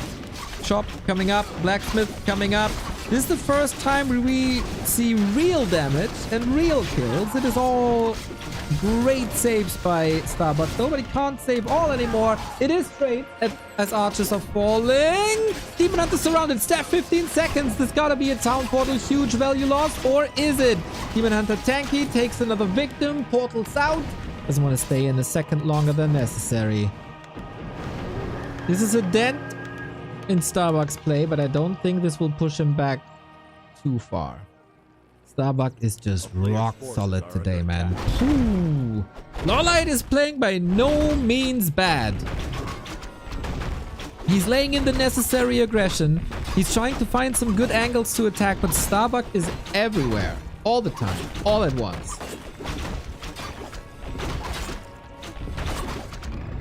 This was a flawless economy game for Lawliet though. No cancelled lures, no killed wisps, except the ones he wanted to detonate anyway. That might open up the late game.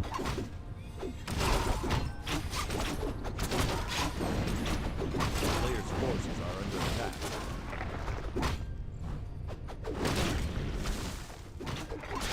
He doesn't have the necessary levels. Archmage is not explode. Oh, using Shadow Melt against a Night Elf. Sneaky, sneaky. Blood Mage, of course. Rifles stay at home. Do not be threatened. You don't need them in this. Oh, actually? Wait, 1 rifle at home. That's a big one. Yeah, exactly. You keep them home so exactly this doesn't happen. And that's level 3 too. Little bit of a dono. All of a sudden. The Zeppelin drop, still a bit scary, but since there's no building and construction, this is merely a distraction.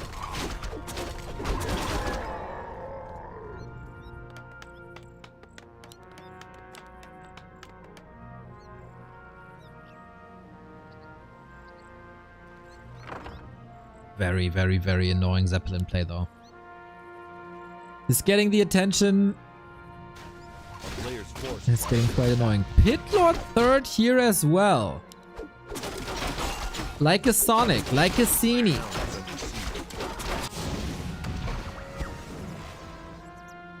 Let's see what that was, to be honest.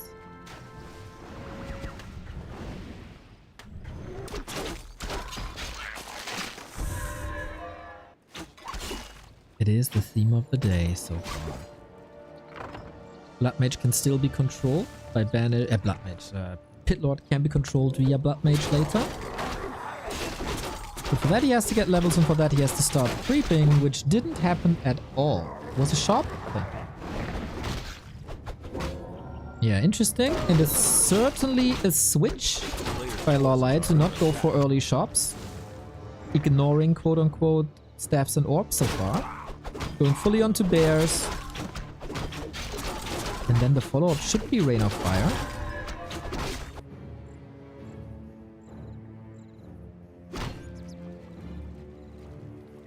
A lot of healing. Yeah, he gets the effect of a replenishment potion almost alone by a redo that he's waiting for. I like the optimization, even selling these little tier 2 items.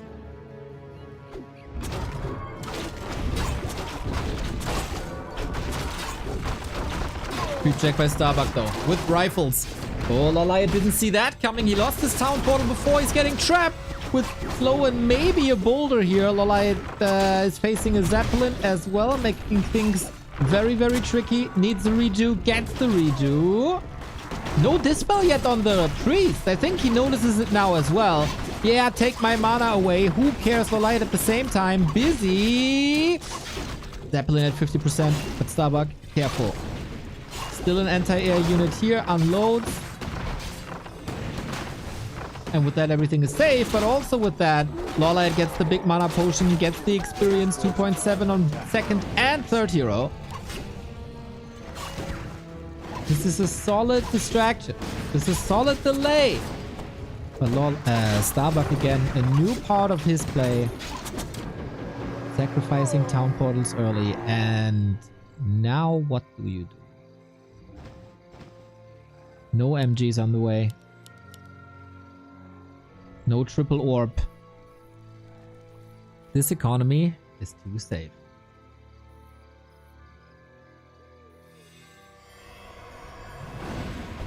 The player's forces are under attack.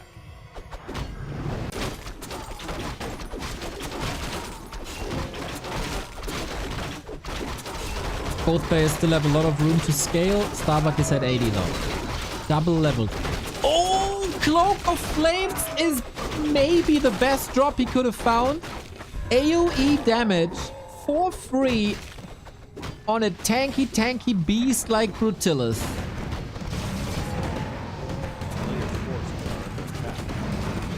That could be good.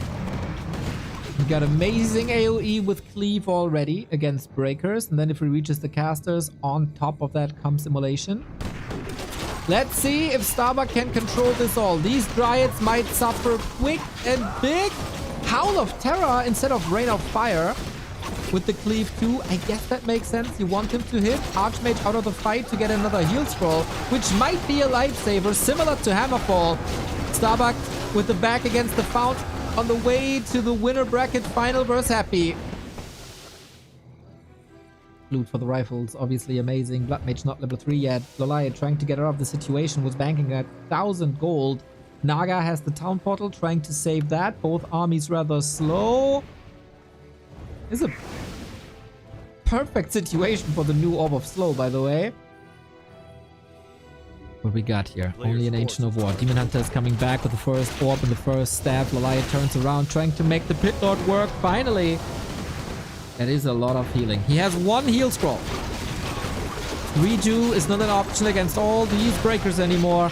Curious how he wants to keep the Pit Lord alive. It is a fantastic damage dealer. Might need a staff, gets the staff. Slow everywhere. Dryads in for the Dispel. So far, well played by both. The tug of war ensues. It is 25 supply less.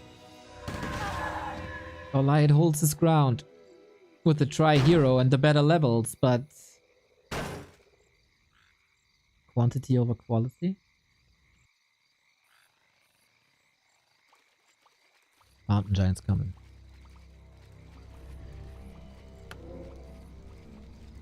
Takes so much time though.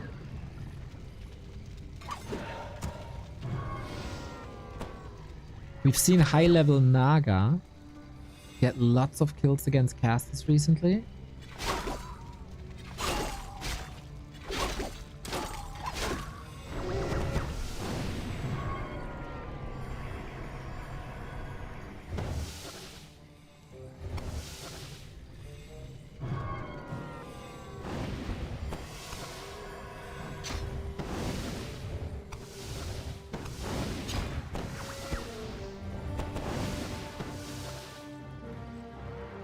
now the two mountain giants. player's Can't forces close the are supply gap yet.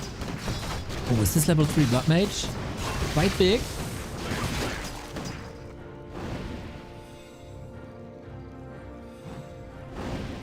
$4,000 damage already on the Pit Lord. Will only go up. Let's Starbuck with the militia here. On the way to the winner bracket final. Can he get into a position? He's engaging without the mountain giants. Is Lawliet losing patience? He saw a situation somewhere, maybe with the help of the creeps. Staff used. He only has one. I am not really sure why he's engaging here, but alright. Demon Hunter almost surrounded, counter blocks it. Staff's on cooldown. Taunt prevents some damage. Immediately microed against. These units are supposed to soak up the damage, free the dryads, free the heroes of all the pressure in the fights. Next mountain giant, number 3.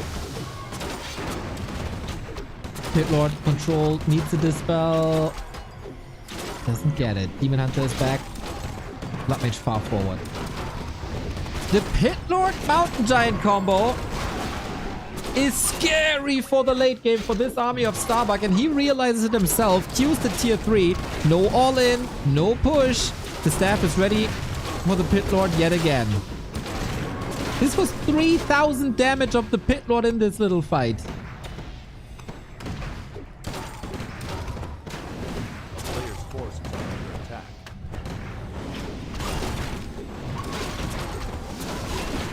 Breakers, no damage. Rifles, no damage. Very stressful fight now, but constant shop control, similar to Hammerfall. Alliance resilience is remarkable.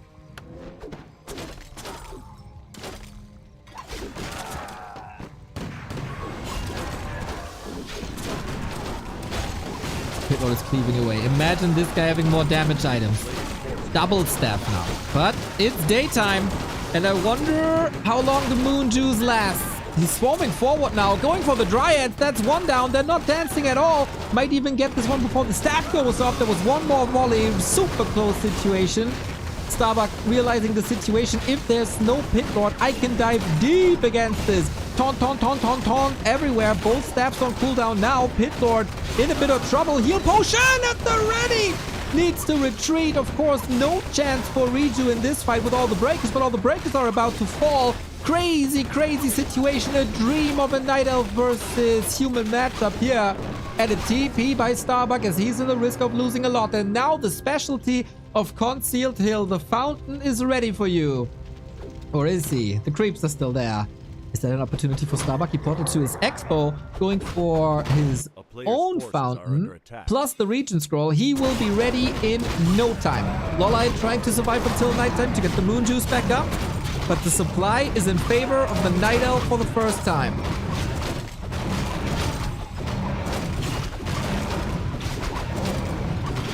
The Pit Lord.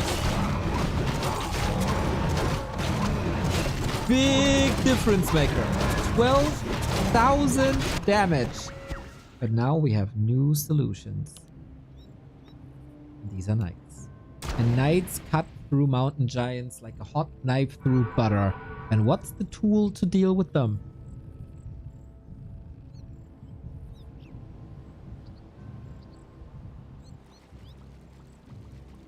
Not gonna be too many. A paladin on top as well. Wonder if an alchemist would be better.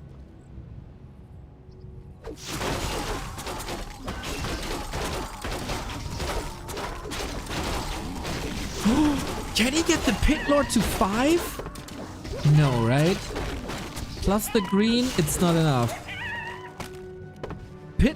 Cleave level 3 is 90% AoE.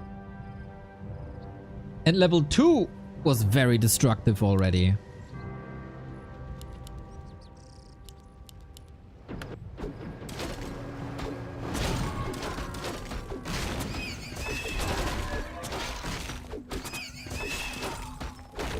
Nature's Blessing.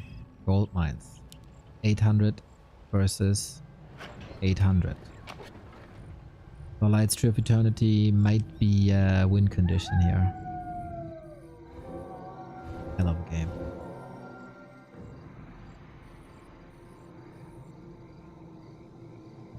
4.7, not enough. But during the fight, he might get to 5.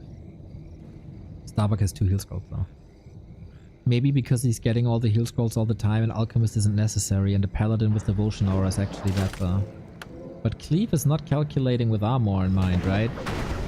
Oh, the Mountain Giants are trailing quite far behind. Banish immediately dispelled. The Dryads have to take care of the heroes. That's their biggest purpose right now. One upgrade here, slow effect Mountain Giants for a bit, but they are not damage dealers, so it doesn't really matter. What matters is the Pit Lord, and what matters is the Demon Hunter. Blood Mage actually low mana. We got enough fire in on a lot of targets. Now would love to see Wisps detonate on top of that army. Pit Lord is out of the fight soon. Very soon!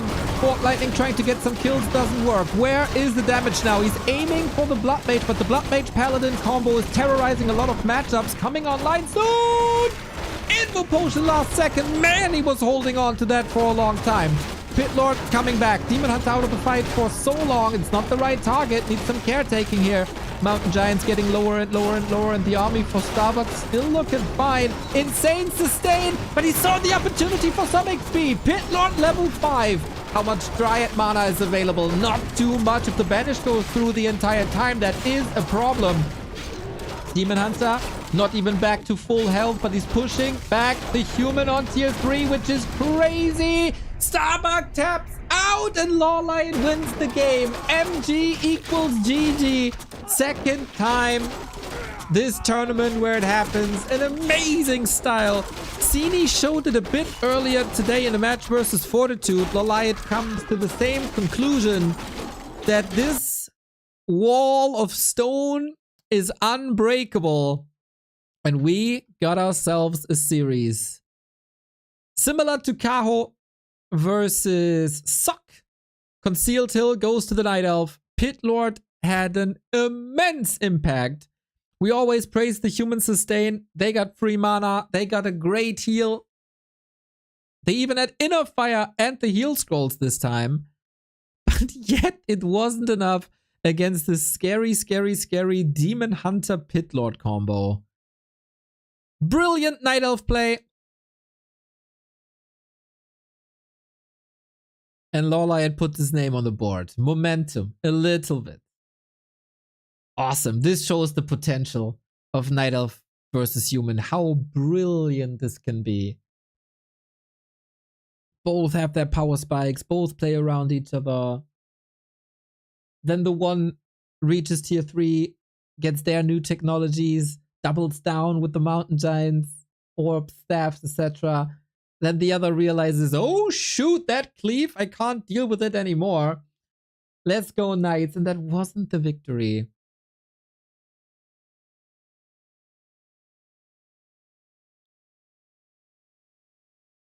Wonderful. Wonderful Warcraft. Displayed by some brilliant minds. The harass was okay. He still found the time.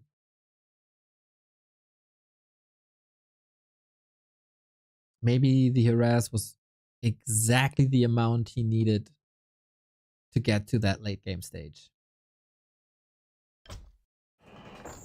Starbuck didn't play bad by any means.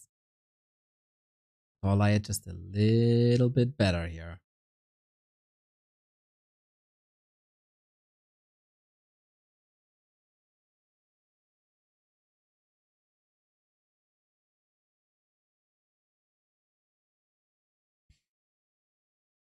Sick.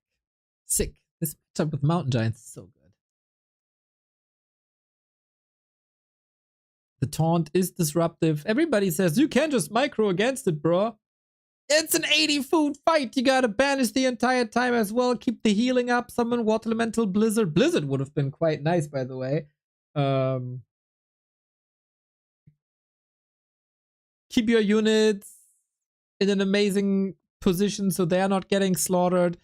And you have to micro against the taunt on top. I don't think it's as easy as people make it out to be.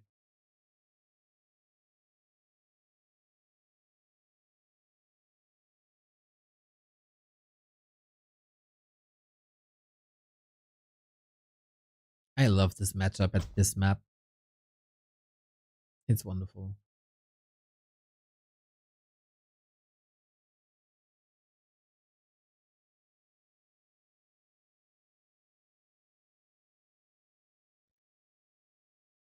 What's the next map is the question.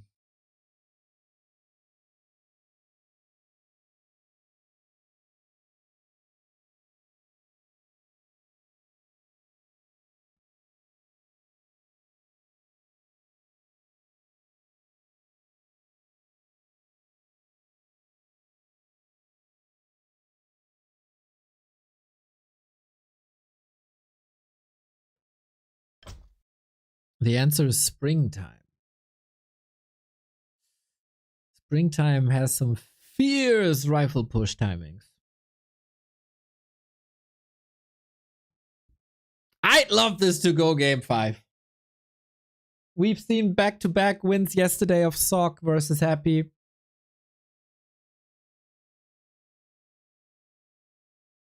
This also kind of happened in Lawliet versus Labyrinth and got him the W.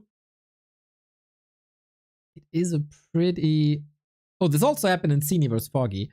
This is a very competitive cup. We've seen it in 1-2-0 with Infi as well. Just because it's one player's loser's choice doesn't mean it's a foregone conclusion. Thank you, Grills, for the tier 2 sub. Oh, 74 months. That is lovely, mate. Thank you. Thank you, thank you, thank you. It is a very, very stressful time.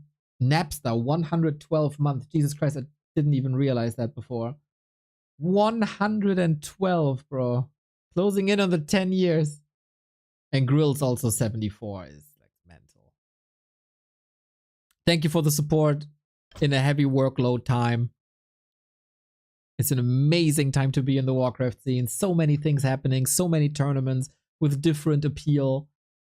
So many cool developments. Glad we can enjoy this together.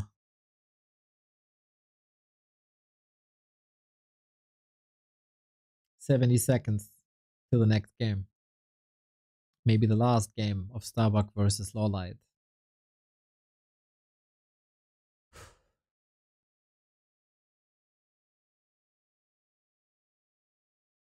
Quite a fantastic run by Lawliet so far. Could just end here. I think winning this one map is very important for his mental. Easy to fall into like a downward spiral.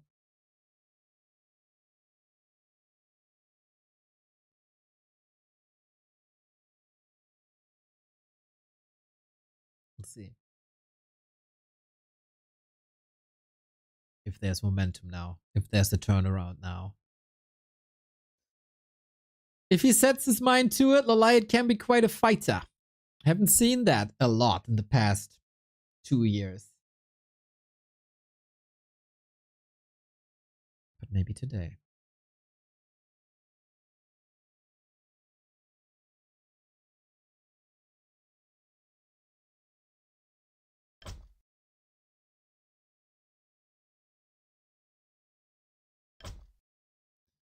Game time. Game time.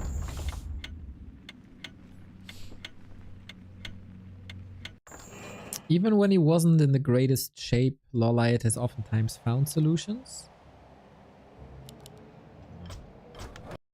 Overlay not working. Gotta restart.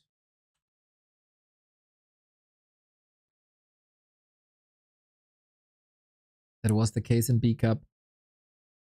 But that was their last, like one of the latest encounters. It's been a long, long, long time.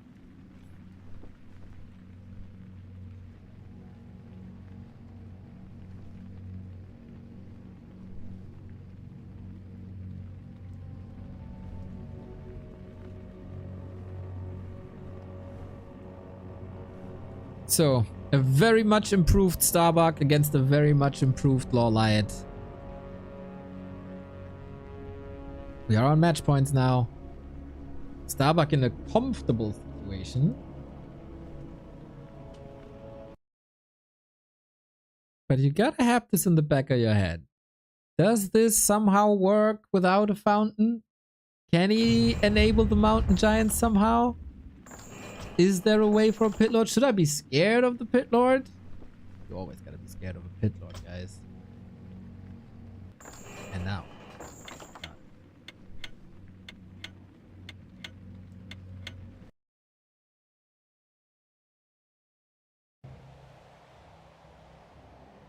Match point number 2. Springtime, the map. The pick came from Starbuck. And if everything goes according to plan, he has some sort of rifle push in store for us. And Lawliet has to deal with that. As the Night Elves had so often.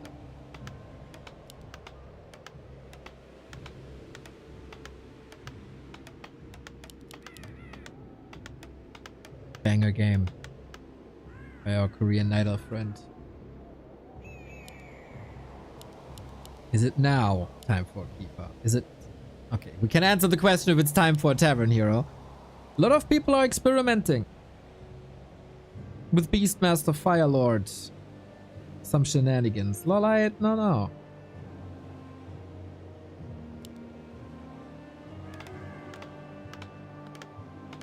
The Rex isn't finished.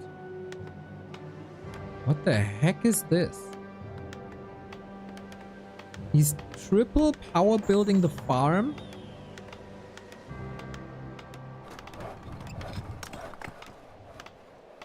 Can someone explain this to me? Little bit of a mistake?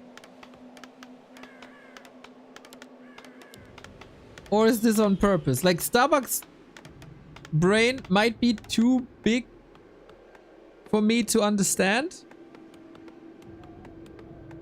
Power built the barracks by accident, then took all the workers away. Forces are under attack. It's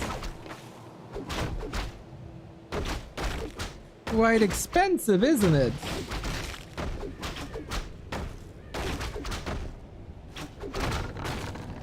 Hero is also late. Oh, Starbuck getting shaky.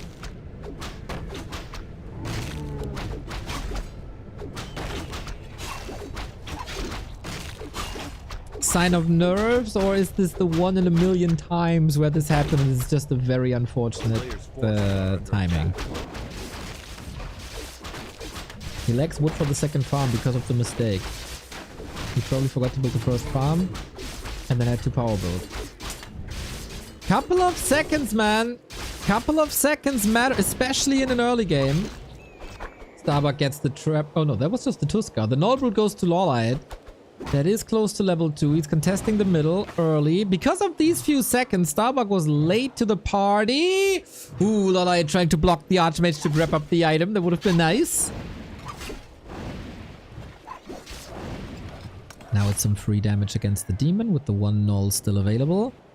We tag fast as we can. For Starbuck, it is now the 4th farm and it's again an expansion play. Becoming predictable.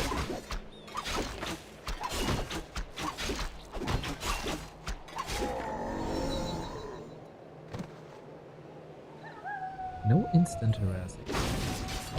Again, he wants to jump on this play when the town hall is coming up, when the tower is coming up. Until then, a little bit of time to retreat, a little bit of time for leveling, and then we march across.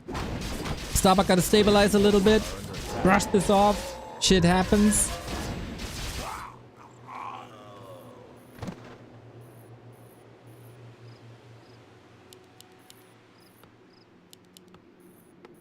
Four lumber workers, very low.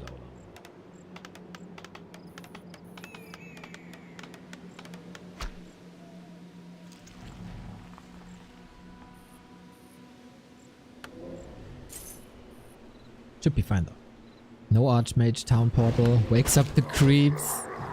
Circlet board, dust on Starbuck, love to see it. Very, oh no boots. Just the staff. Oh, look at him go.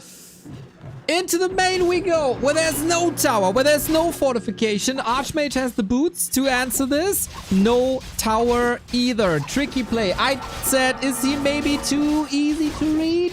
Answer is no. Always got a cheeky play. And this is gold mine time. He's at 0. He can't power build anymore. locks in the base. This is a town portal, but I think this is for sure worth it. A player's Would have loved to forces get are one under more attack. kill though. Tower... What? Was about to say, what are you doing? Delay on the hero, delay on the level, delay on the creeping, delay on the expo. All just a little bit. These things add up.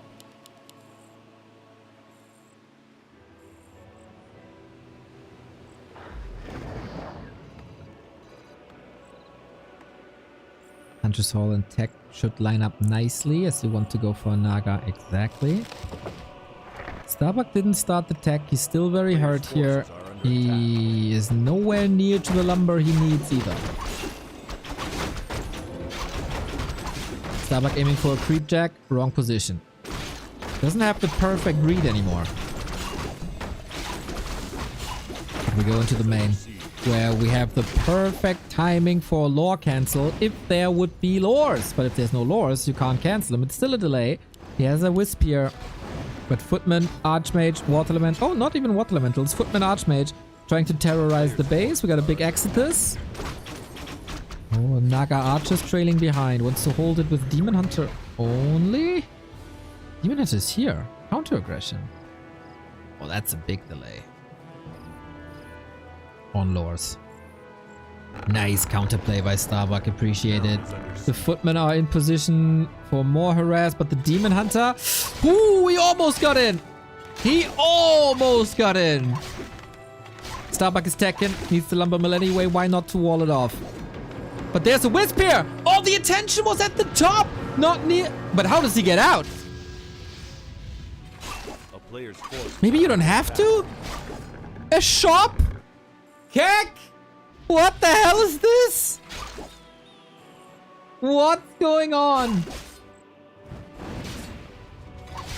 And now he simply walks out. Can't get surrounded. Amazing play by Lawliet. So creative. But it's a high wire act, guys. If he gets surrounded, he's dead. Oh my god.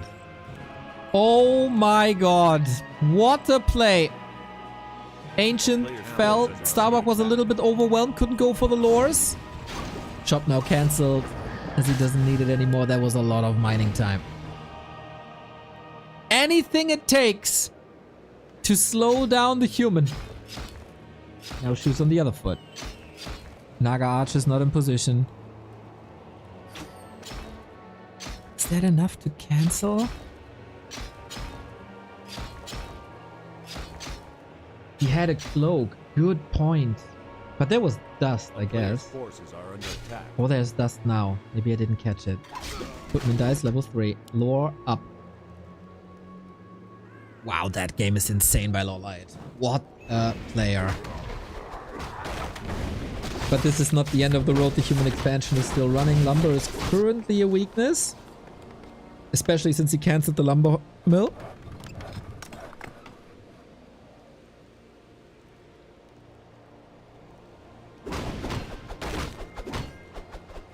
Yeah, this is not the Lawliet of 2 months ago.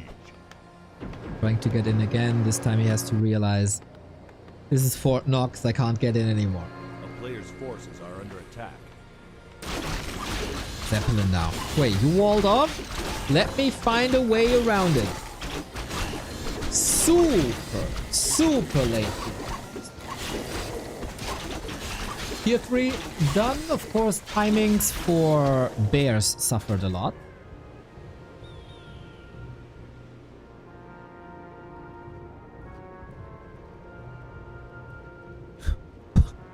Both with a lousy lumber situation.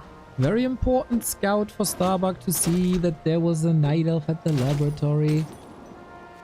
He might expect the Zeppelin play, but can he do something about it? Tower almost done. Human army in position.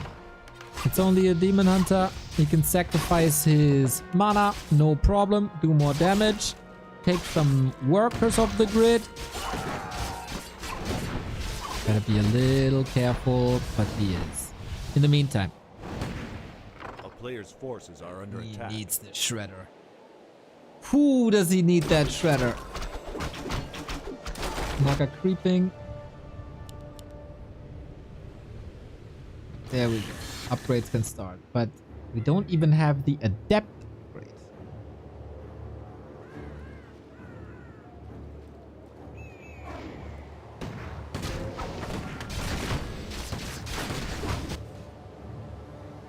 Still threatening a drop. It's very hard.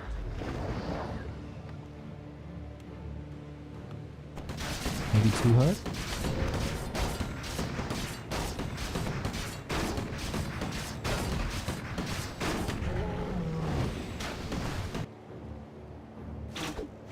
Pitlord third, ready to rock.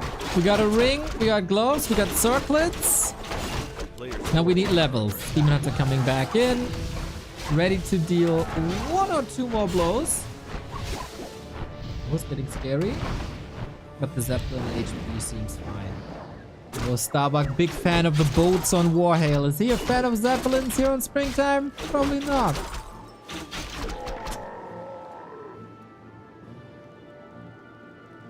All these amazing plays could be ruined by the state of lumber. A player's forces are under attack. They could all be meaningless because there were 2. The Shredder was maybe too late and the Wisps on lumber weren't enough. Inbu potion for the Pitlord gets the heal scroller as well. Willing to engage actually as the Demon Hunter is back. Oh, sniping the workshop. Love that Demon Hunter play. Never with the army. He's engaging into a fight now. No TP. Demon Hunter can't step in, but he doesn't have a way out either. There's an item on the ground, the Rune Bracers. Wouldn't have mattered much, but it's a nice little donation for Starbuck. Trying to evacuate now. And that will work. Player's forces are under Workshop? Still not finished. Never committing too much to the fights, but this spell is very, very limited. Demon Hunter is coming in with the orb, with the staff. It is a similar fight to Concealed Hill, but there's no mountain giants this time. Still, you gotta run away, and there are Sorks in play, plus Banish as a crowd control maneuver. Gotta be careful here now. Fork lightning onto some casters. Heal Skull at the ready. Lawliet, no combat items anymore. Fighting against 20 food more. The bear safe is insane. Oh my god. How many dispels does he have? I think this was the last one, really. The heroes, as so often, carrying it for Lawliet. Starbuck bleeding. This was a 20 food lead at one point. Couple of kills possible, but do you run a risk it? Probably not. Slow. Critter. No way! No way! Oh my god, how unlucky!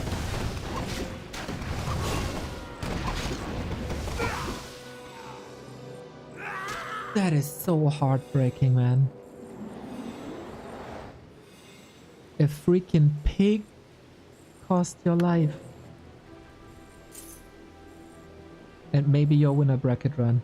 A player's forces are under attack. 13 minutes of almost perfect, immaculate play. Wiped out because a critter is in the way.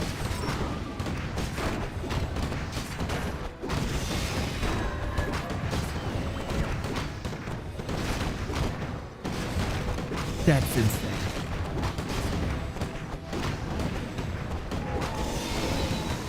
I mean, he was walking right, left before. Ponder WC3, let's go.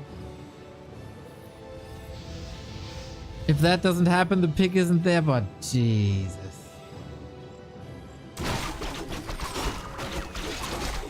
That's heartbreaking. This time, we get the Cloak of Flames, not on the Pitlord, but rather on the other side. Buyback on the Demon, gets the Helm of Valor. Amazing for Demon Hunter and Pitlord alike. The Light is constantly staying at 50 food. This is why it's kind of competitive still, but Starbuck is knocking on his door, and once again, he got his favorite item with Heal Scroll. Player's forces are under attack.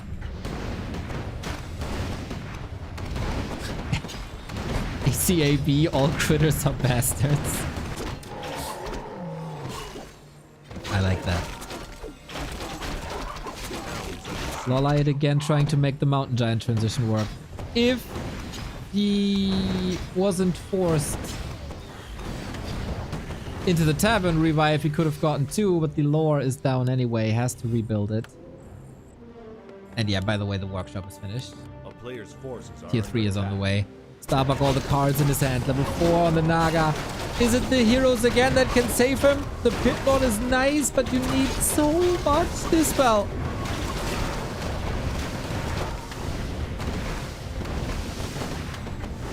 This choke is a bit odd as well.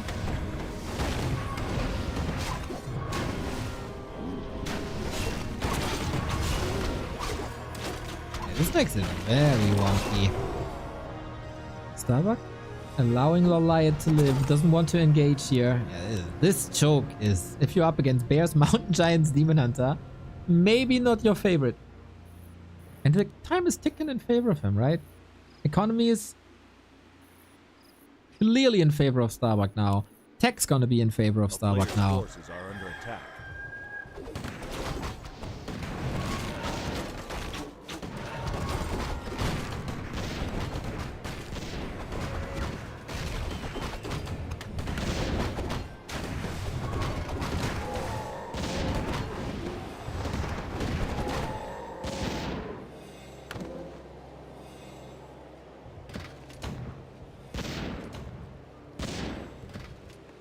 How do you stop this?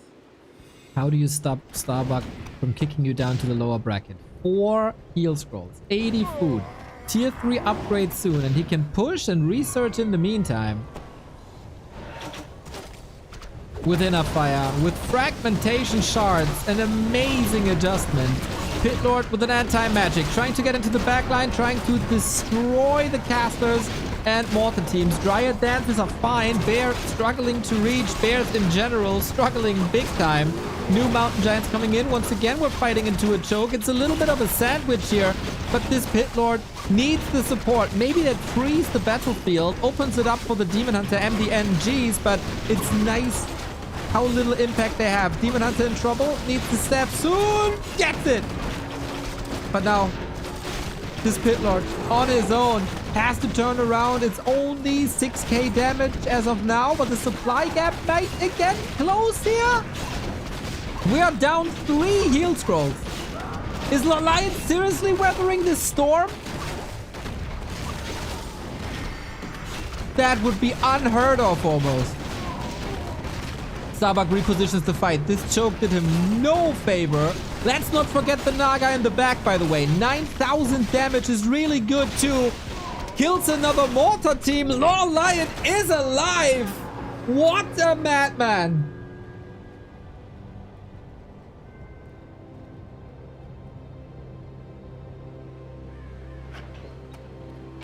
The heroes aren't getting weaker, but we're far away from a state of the game as we had before with the Pit Lord level 5, but this was a fight against 4 heal scrolls. Unbelievable. Both players strapped for cash, actually. You don't want to fight this with... apparently you don't want to fight this with an empty inventory. A player's forces are under attack. That engagement was not his to take. Lawliet wants to level as much as he can. Right, but tier 3 is online. Paladin, Inner Fire, Frag Shards, Knights. So many answers all at once.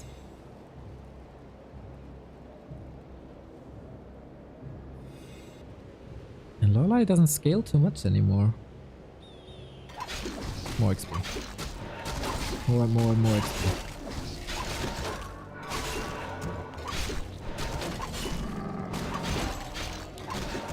Is Asgalore the savior of the Night Elf?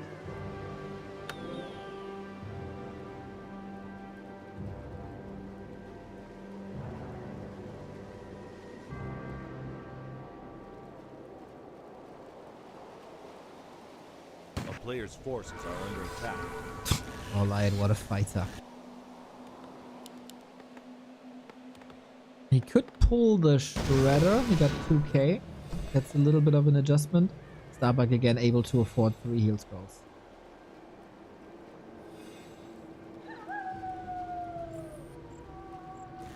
Just the power level of this army is still rising. We get Blizzard on top as well. It helps the Dryads conserve some mana, but what's the... There's no disable here. You can't stop Blizzard. You have to run out of it.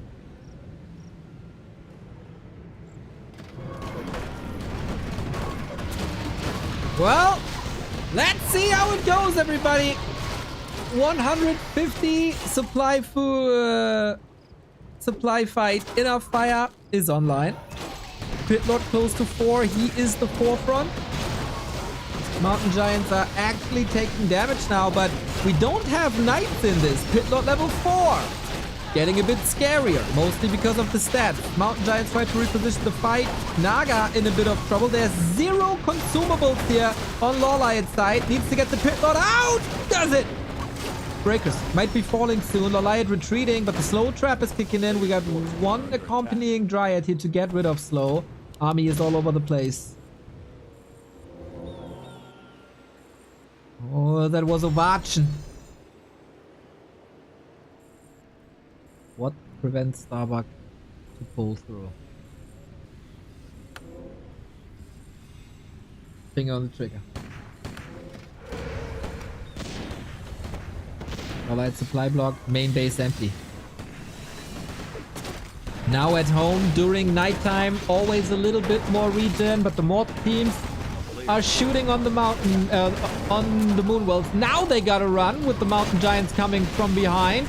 Once again, a sandwich situation that didn't do Starbuck any favors when it was a little bit further up top. We got 1 heal scroll left. Demon Hunter needs a step very soon. Naga takes care. A redo would be a godsend. Now he had a bear, but uses it for roar to boost the Pit Lord up to plus 27.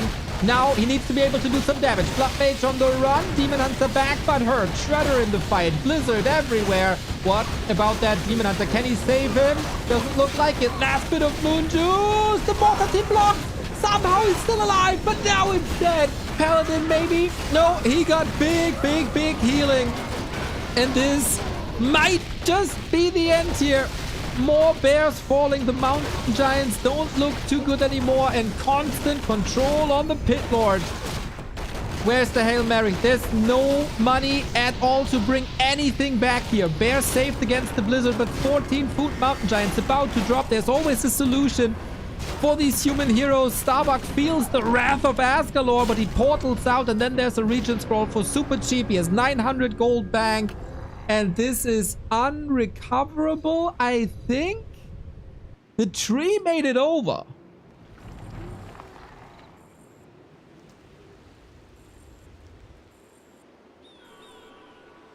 "23 minutes in, there's still a way for Starbuck to scale with knights."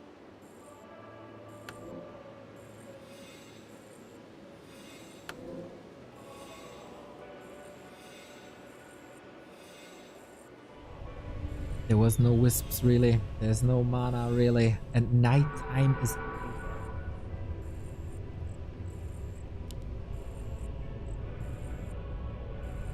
The next round of attack. Blizzard level 3 is an absurd spell. How much gold for Starbuck? 1400. That's 2 minutes of mining. Lawliet has to hold him to survive, but an uncancelable Blizzard. And banish should be too much. I would love to replay this game without the Demon Hunter loss, because everything else looked fantastic.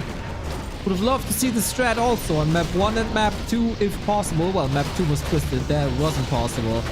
But the mountain giants have nothing left. We get polymorph now for a second as well. Oh, would Lawliet love to have that tool to him. And he just has to stand there and wait until he's out of the ethereal form. Poor Asgalore. He tried it all, and this strategy is amazing. But Starbuck was always a bit ahead, was always the aggressor. The Demon Hunter kill Shouldn't have happened. None of the two. And Starbuck takes the W into the winner bracket final. It is the same winner bracket final as was D-Cup 16, as was their grand final. It is Starbuck versus Happy. And Lawliet has to seek success in the lower bracket. A stacked lower bracket alongside Moon and FoCuS and 120 and Blade. The series was clearly heating up the longer it went. I would have loved to see game 5, but Starbuck with a myriad of heal scrolls able to take the W. And always, like, he never let go. Ruthless aggression. But this mid game, what a mid game by Lawliet. So disruptive. Beautifully done. With Demon Hunter stabs, Demon Hunter run-ins, Zeppelin drops. Scary, scary, scary, scary, scary. And then you run into a critter. And you lose the game.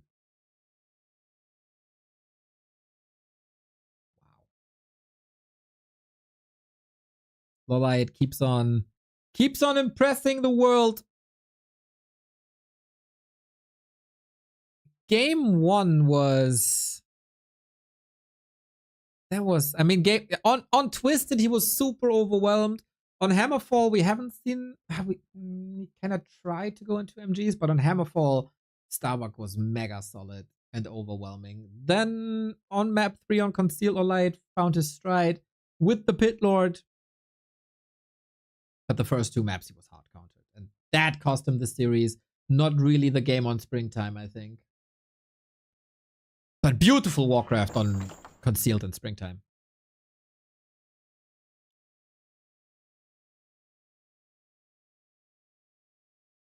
Sorry, noob question. What is a critter? Oh, yeah, the critters are the tiny little animals that run around the map that the undeads use to raise skeletons and stuff. A little pig blocked the way. A little pig blocked the way.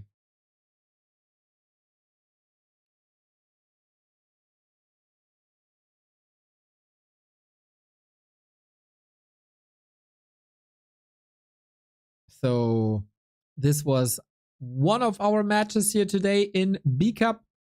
The next one is going to be Moon versus FoCuS. And I've been raving about both of them pretty much the entire playoffs. Moon with a very good game versus Hawk, with a fantastic series versus Kaho. Great shape. FoCuS took a map of Happy the first time in 2025, and then completely annihilated Sini, who had no chance. And now these two guys clash for the lower bracket quarterfinal, where the winner will meet Lawliet. So I sent you guys into a little break, and see you in a bit.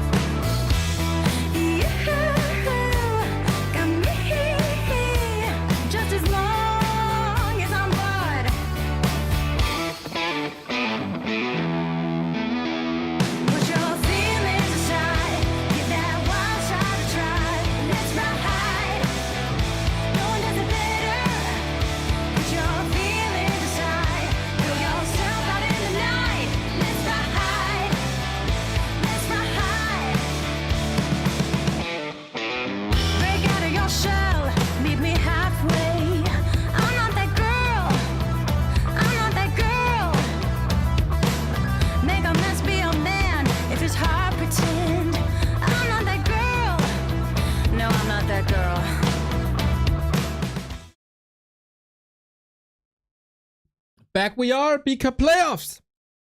2 of the finest that we got in the scene will clash, and only one can survive. FoCuS versus Moon, our rematch, rematch of NEXT tournaments, of DreamHack tournaments. They clashed a lot. They've been on the same team back in Meteor Maker's times. Yo, Rublix, glad you appreciate that. Why so much whining today? Damn, it is the patch cycle. This always happens. I think the response to yesterday's update is fairly positive. I'll do my video on it, which might require a couple of days, but I'll do a video on it, and that's gonna be it then. I would appreciate, yeah, it's very exciting to talk about the patch. I would appreciate if we could talk about player performance a little bit as well. Lawliet has had an amazing game 3 and 4. Wasn't enough on game 4 because Starbuck also rock solid. It's gonna be very interesting if now Starbuck has a solution prepared for Happy again, because Happy destroyed him in the last grand final. So either this will happen again, or Starbuck has a new solution. And that's gonna happen in 2 days. That is Thursday. It's gonna be so freaking good.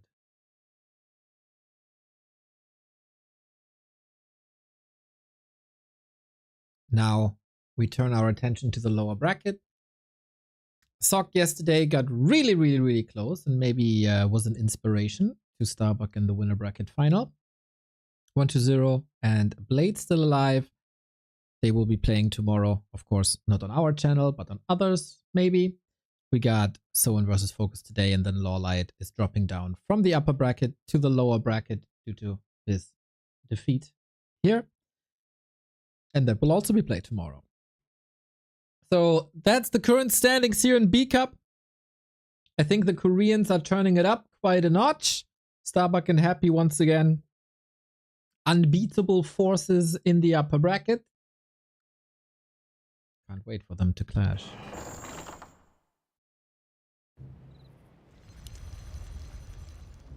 But now, we got 2 of Warcraft's finest. They are here for over 20 years. And they clashed over and over and over again. Look at that, guys. Wins versus opponent 65-66. Isn't that interesting? So close. On this patch, FoCuS is doing a bit better. Moon has surely underperformed in the past, but he's back. He is impressive. He looked good this entire tournament.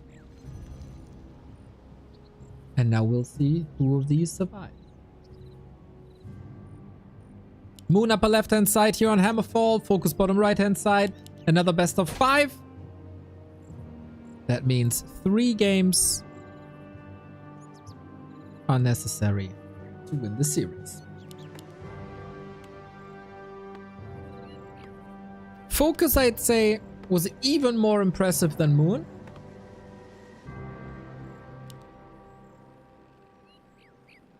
But in many other groups, Moon would have found himself in the winner bracket part of these playoffs. He was unfortunately in the same group as Happy was. And then, of course, Happy wins the group. FoCuS had a good showing, had even more chances versus Happy than many people thought. And he got the FoCuS support, of course. 2 beloved players. There's an interview with FoCuS, by the way, on Warcraft3.info, in case you want to check that out. And we start with the tried and true, with the Demon Hunter and Blade map. We've seen a little bit more keeper play recently. FoCuS should be one of these players that know exactly how to play against that. He is a fine Blade Master player. He got his specialty in finding opportunities to knock down enemy expansions with that Blade Master. And in the fight, he's good with them. It's not the crazy micro that you might see from a Hitman, a Soin, or a Lin sometimes. But he gets the job done! And he gets the Makrura as well! Exclamation mark for FoCuS. Here we go. Steals the item away as well. And what a start to the series. A player's forces are under attack. For FoCuS. Ooh, hard to recover now. To get the evasion mana burn in. Every level for an orc is incredibly important.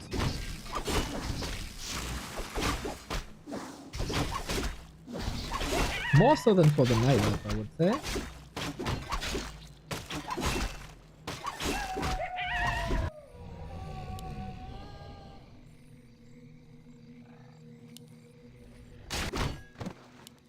And now, Moon, how do you recover? With Immolation, a lot of catching up is possible. But FoCuS plays a damn fine game on one of the best Night Elf maps as well. Overall, that is.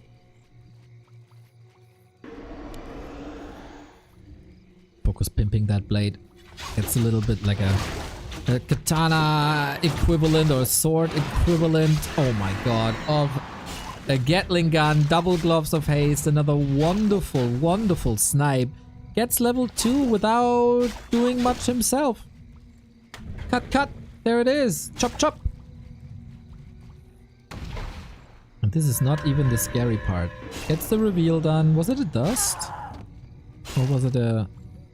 Oh, he has the grunt at the lab for the reveal. Smart FoCuS. Can he get this one as well? He should. Plays around it nicely. Holy smokes, FoCuS on fire.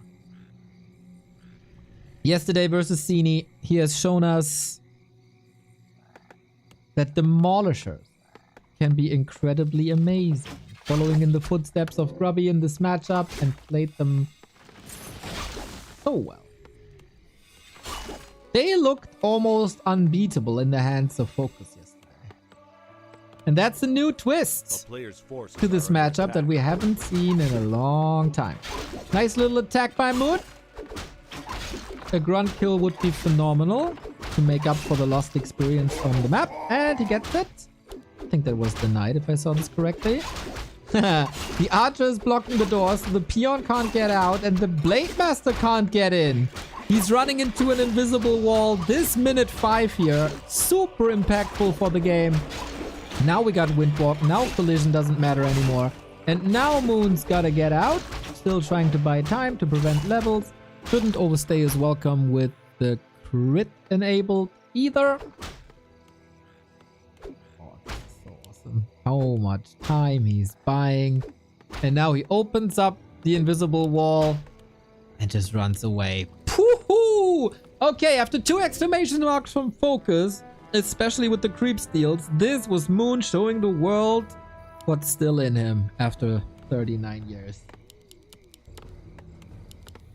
Torrent Totem, Beastery, Headhunters, all coming together against the Keeper and the Dryads.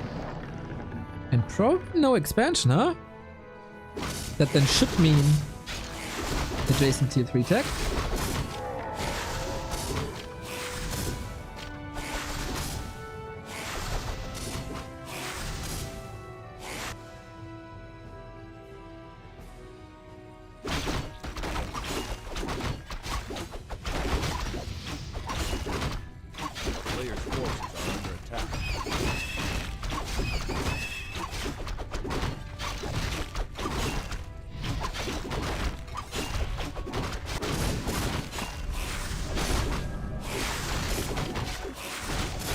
Now, how we play it from here. Blade Master was overwhelming. Moon bought some time, though. Keeper is out. Both second heroes incredibly valuable for Thorn's Aura and Heal Wave especially. A player's forces are under attack. But never underestimate the damage of Serpent.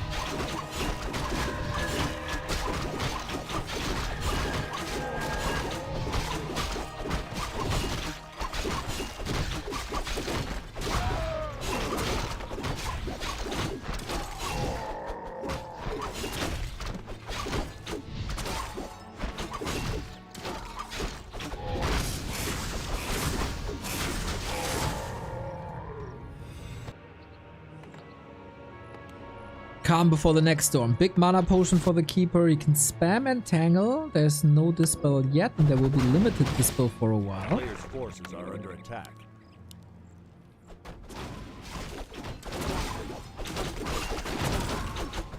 But is Moon playing Mass Dryads on one base? That's surely interesting. Invo potion committed. Nicely done, man. FoCuS right on fire here.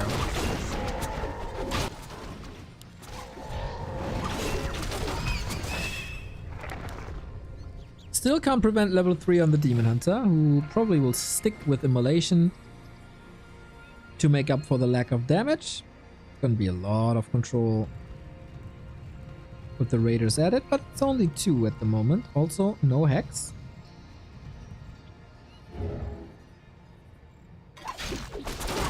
Player's forces are under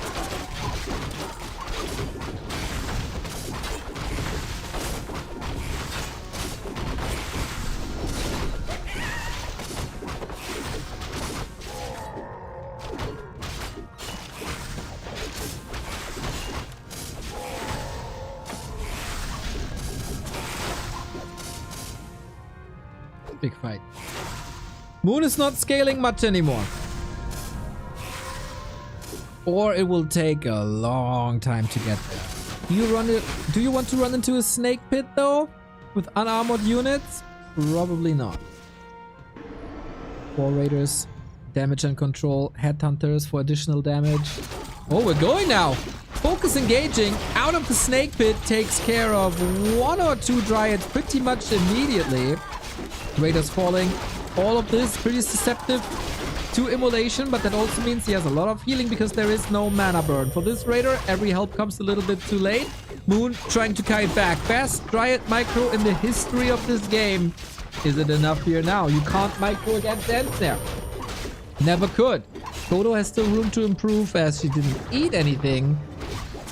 And I think the 3/3 heroes make quite a difference here. If you knock out the Demon Hunter, that's probably the end of the game. FoCuS cuts Moon into pieces. That's a town portal. Maybe with another kill. Backstab. Gets it. So Moon down to 1 Archer and 1 Dryad and has no expansion on top of this. But a tier 3 tech. A player's forces are under attack. Everything went black. I don't know what's going on. Everything is black. I think this is an F. Are we back? We're kind of back. But everything on the KK server thingy got wrecked. All right. That is unfortunately not the most stable program there is.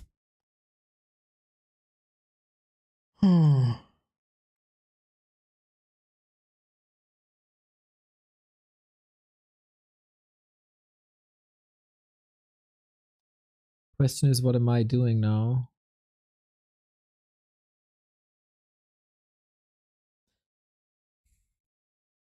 I'll see if I can catch a restream real quick. And then I might have to restart the PC. Because if that happens, makes the PC very, very fragile. It was a huge lead for FoCuS. And he took that game, I see. As our Chinese broadcasting friends. Yeah, FoCuS wins the map. Sorry I couldn't show you the end fight, but you saw the deciding one. I'm gonna restart everything. This sometimes happens to me with the KK server, and then, you know, everything crashes constantly. So without a restart, I can't fix this. So we'll be back.